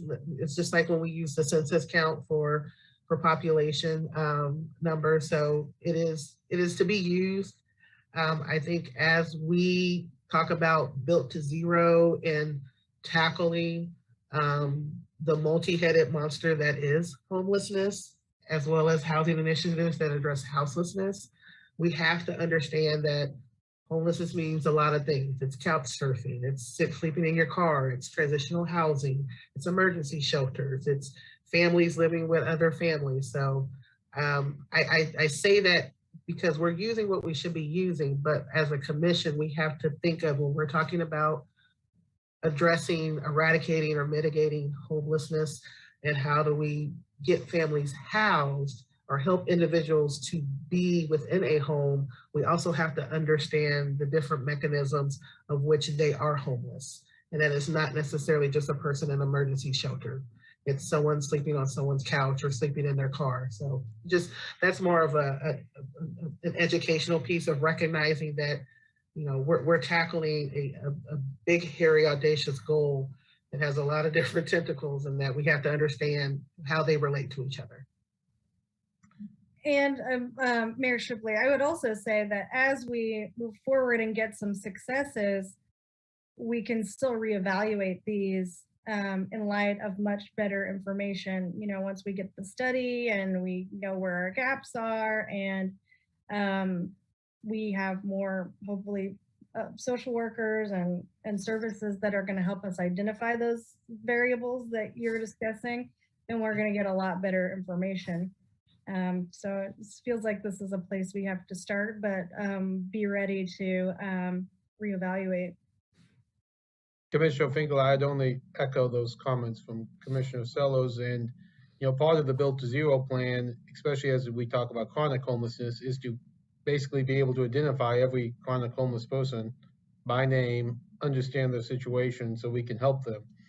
And so, you know, we as communities that have gotten to that point, their point in time count is a lot easier because they've already identified them. But also I would echo Commissioner Sellos' point. I know with my work at Family Promise, many of the families that Family Promise work with aren't counted as homeless under the point in time definition set forth by the federal government. Because again, that's a federally required count that we use their definition. And I know that some of those families, the couch surfing families, for example, are not considered homeless, although, you know, we certainly have to work and try to address that as well. So I'll very much echo Commissioner Sellos. But I do agree for now, that's the count we have, but maybe a year from now, it'll be different. Yeah, this is Vice Mayor Larson, and I think Commissioner Sells kind of hit it on the head, so to speak, when she said it's a multifaceted or multi-head problem. And the data that we're using is a very singular data, and that's just what we've got right now until we can continue to develop this model and develop how we look at these issues. So I'm all for continuing to fine tune this and make it as good of a point and count or a count that we can, and make sure we take into consideration all these other aspects of being homeless that maybe don't fall under that right federal definition or whatever the definition that we're using.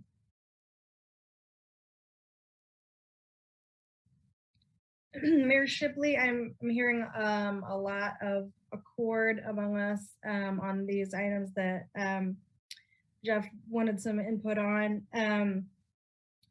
So in the interest of carrying on, I guess I wonder when we see you in 5 weeks, Jeff, are you going to focus on different ones, or how are you going to purse these up for our digestion and yours? Jeff Craig, Planning and Development Services. Being the first has its benefits, I guess, that I'm kind of setting a trail here. What I would hope to do is give you an update on not just these tonight, but also help introduce you some of the work that we're doing on the other ones. But I will share with you, I think what Commissioner Sellers has made a comment about is something that we struggle with as staff, is that we're always trying to find a better way, a new data set, something that helps get us clarity into that. So as we're working on these different items, I would expect to bring back to you, some other changes that we may see out there, or some new data sets that we've evolved into, but also just to be able to introduce some new key performance indicators and talk about them so that they're also in the discussions as you're going forward. But so it's kind of a bit of a learning curve for all of us on this one, but be happy to bring back these and others as we keep going forward. Mayor Shipley, well, I thank you for this. As I said, I've been very excited to start digging in to everything, and this is some excellent work, and I'm really glad that staff seems to be making this their project and that they're invested in it. So I thank you very much. Any other comments that we want to make in terms of direction or questions before we carry on? Okay, thank you again, Jeff, and Danielle also. Oh yeah, commission items.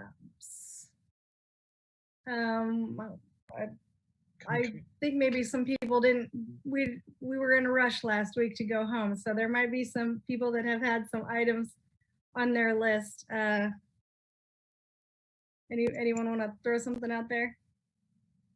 Commissioner Finkelguy, seeing John Nalbandian reminded me, and I don't know if this is for Porter or Craig, but just curious on kind of if we're working on the timeline for the form of government public engagement process, and kind of a timeline of when we might roll that out, and then maybe working backwards from a November election when we might want to see that in the commission, that sort of thing.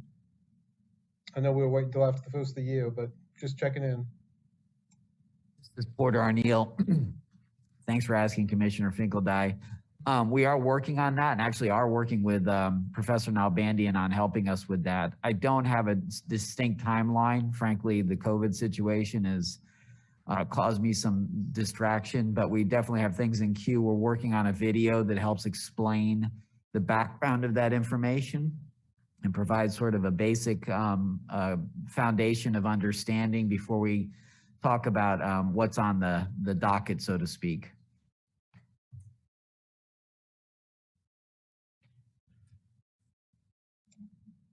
Commissioner Finkel, thank you. I think, again, we have some time and just getting that update. So appreciate it and look forward to moving forward to that when the time's right.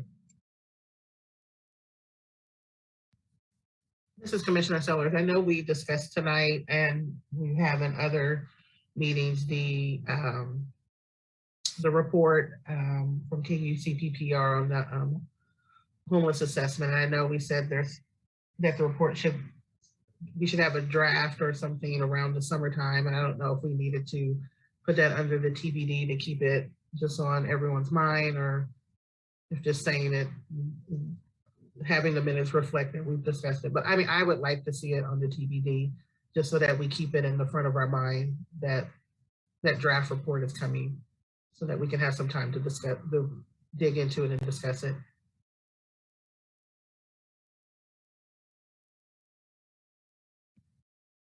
Any other items?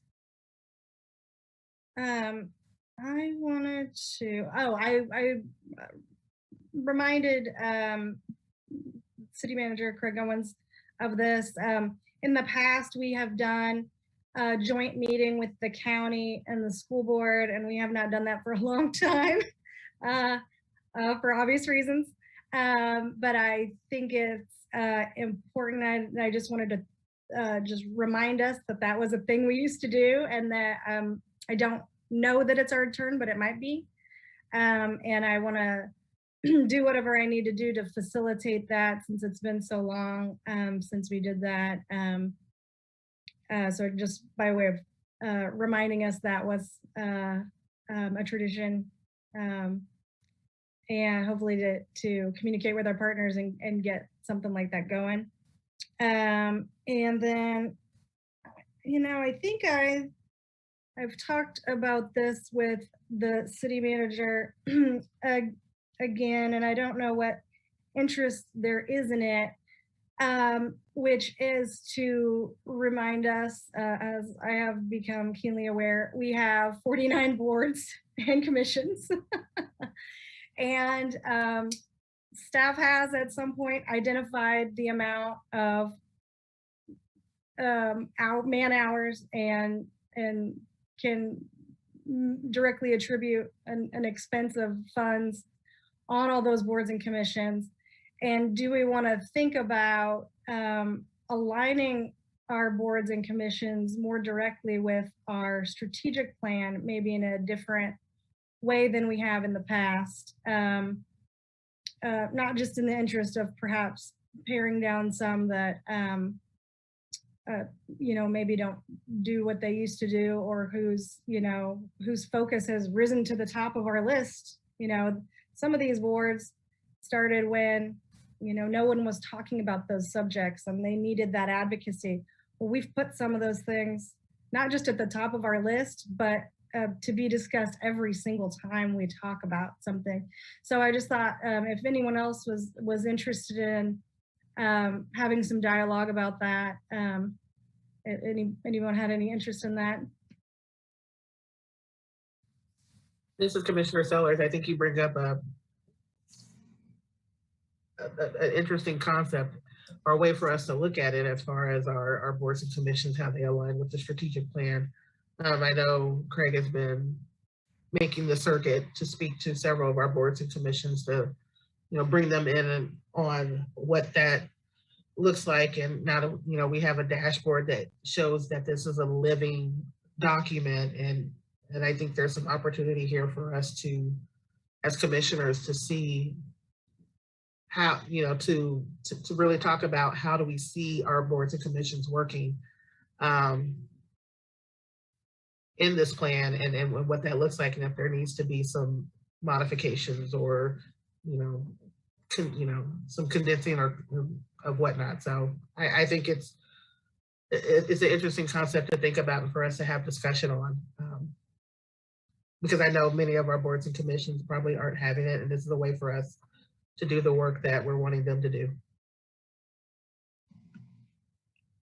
Yes, this is Vice Mayor Larson, and I'm really looking forward to this. We've discussed it in the past and waiting or working to get the strategic plan kind of off and running. And so I think this is a good point in time to start considering how we can get our boards to align more with our strategic plan to make sure that the advice that they're given to the commission is going to help us further implement our strategic plan. And I think the better they understand it, obviously, that it helps them to determine, what do we need as a community to meet that strategic plan, to meet our ideas and our goals in that plan. So I'm really looking forward to it. I'm glad we're at this point right now in the process, and so I welcome it. Mayor Shipley, any other comments on that? I would just ask Craig, are we giving you enough information for you to assign this properly? City Manager Craig Owens, yeah, thanks for that in the discussion. I think there's a lot of ways to go about this. What I'd like to maybe do, hearing it tonight, is maybe bring back for a discussion piece within the next month or so on one of the meetings and lay out a few options, ways to go about it, and get some direction from the commission on the next steps that we might take to try and move to some new ideas and concepts. Mayor Shipley, great, thank you. Again, any other things that have been cropping up here and there that we didn't get to last week? I'm not seeing anything. Okay. Now the city manager's report. City Manager Craig Owens, it was really the single item, and that was future agenda items. So happy to answer any questions you might have on that.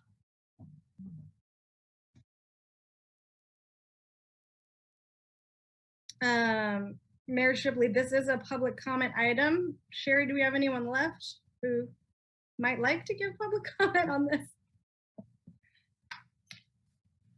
Does not appear so. Great, Mayor Shipley. Then let's move on to calendar items.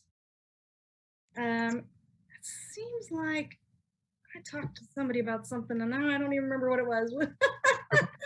Commissioner Finkeldye, you and Mayor and I talked about, if you look ahead into March, we have the NLC Congressional City Conference on March 15th. It also happens to be spring break that week. And there is, and March happens to be a 5 Tuesday month. So I didn't know, one, if, of course, it might all be virtual now, but I don't know if staff or some of the commissioners were planning to maybe go to that conference, and or if people are planning to be gone on spring break, that we'd want to consider moving that 15th meeting to the 22nd to free that week up. I don't know if we have to answer that question tonight, but something to think about. Commissioner Littlejohn, I'd be in favor of that. Commissioner Finkeldye, Craig, do you have any thoughts from staff perspective on that, or if people would go to that, or that? Yeah, City Manager Craig Owens, we have not participated that much in National League of Cities. There are a lot of opportunities. It is a tremendous resource. I don't know that anybody is planning to attend this conference, but certainly we would be, supportive of more participation. I would also say spring break will create some different faces participating in our meeting, probably, if you keep it on the 15th. Commissioner Finkeldye, well, I mean, I'm keeping the possibility open of going to the conference, but I'm also probably going to be on some college visits with my daughter that week. So I would prefer to move it if others besides Commissioner Littlejohn were open to moving it especially because we have 5 Tuesdays that month. This is Commissioner Sellers. I've spoken with Bobby about attending the National League of Cities Conference, so I was planning to attend and was hoping other commissioners were going to attend as well, whether in person or virtual. But I would not be opposed to moving the meeting to the 22nd. Mayor Shipley, yeah, if it's virtual, I would definitely do it. If it's in person, then yeah, my preference would be not to miss a meeting. So if we reschedule to the end either way, or just, you know, to give staff and other commissioners the availability to be with their family at a time that is very healthy to spend with your family, I'm absolutely for that. Vice Mayor Larson, I'm all for it. I'm fine.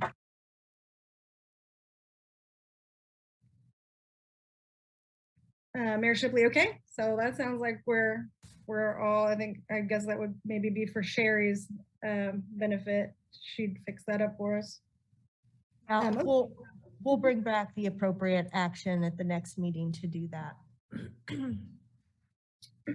Any other calendar items? Okay. That brings us to our executive session. And this is my first executive session, so I forgot to check in with Sherry that I do it the right way. I think I just need to read this, right? Commissioner Finkel, without Commissioner Bully here, I can make the motion. He was the expert at it, but I'm happy to try. I would approve, make a motion to recess an executive session for 45 minutes to discuss privileged legal communications from the city's attorney regarding pending litigation, potential claims and contracts pursuant to KSA 75-4319B2. Justification for the executive session is to keep attorney-client privilege matters confidential at this time. The City Commission meeting will resume in its virtual format in accordance with resolution number 7388 at the conclusion of the executive session. Vice Mayor Larson, second. Mayor Shipley, I have a first and a second. Commissioner Finkeldine? Aye. Vice Mayor Larson? Aye. Commissioner Littlejohn? Aye. Commissioner Sellers? Aye. Mayor Shipley, aye. We will recess for 45 minutes. Sorry, I don't know what that is because I can't see a clock right now. Sherry, what is that? I don't know what that gives us. 9. 9:02. 9. 9:02. Okay. 9:02. All right. Thanks, everyone.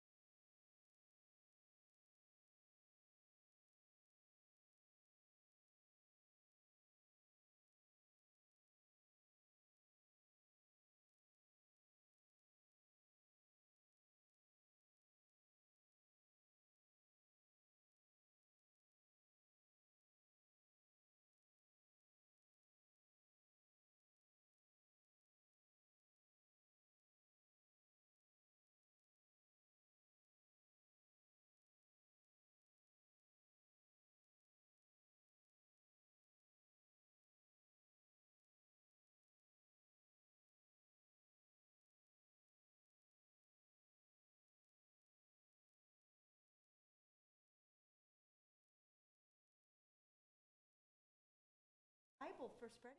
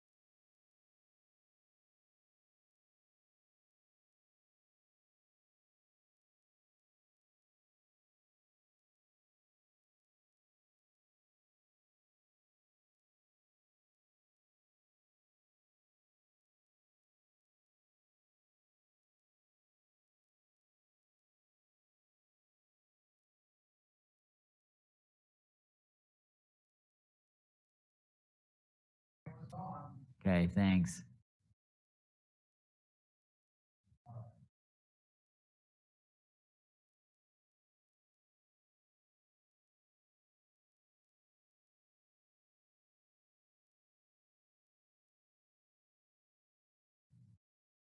There you are. See everybody here. I'm going to go ahead and take roll. Vice Mayor Larson. Here. Commissioner Finkeldye. Here. Commissioner Littlejohn. Here. Commissioner Sellers. Present. Mayor Shipley here. I have nothing to report. Is that what that's what I was supposed to say? And so I think that's everything you, Sherry, right? Yes, that's correct. Okay. With that then, I will entertain a motion to adjourn. Move to adjourn. Commissioner Larson. Commissioner Sellers, second. I have a first and a second. Vice Mayor Larson. Yes. Commissioner Sellers. Aye. Commissioner Finkeldye, sorry. Aye. Commissioner Littlejohn. Aye. Mayor Shipley, aye. That passes 5-0. Thank you, everyone. Have a nice night.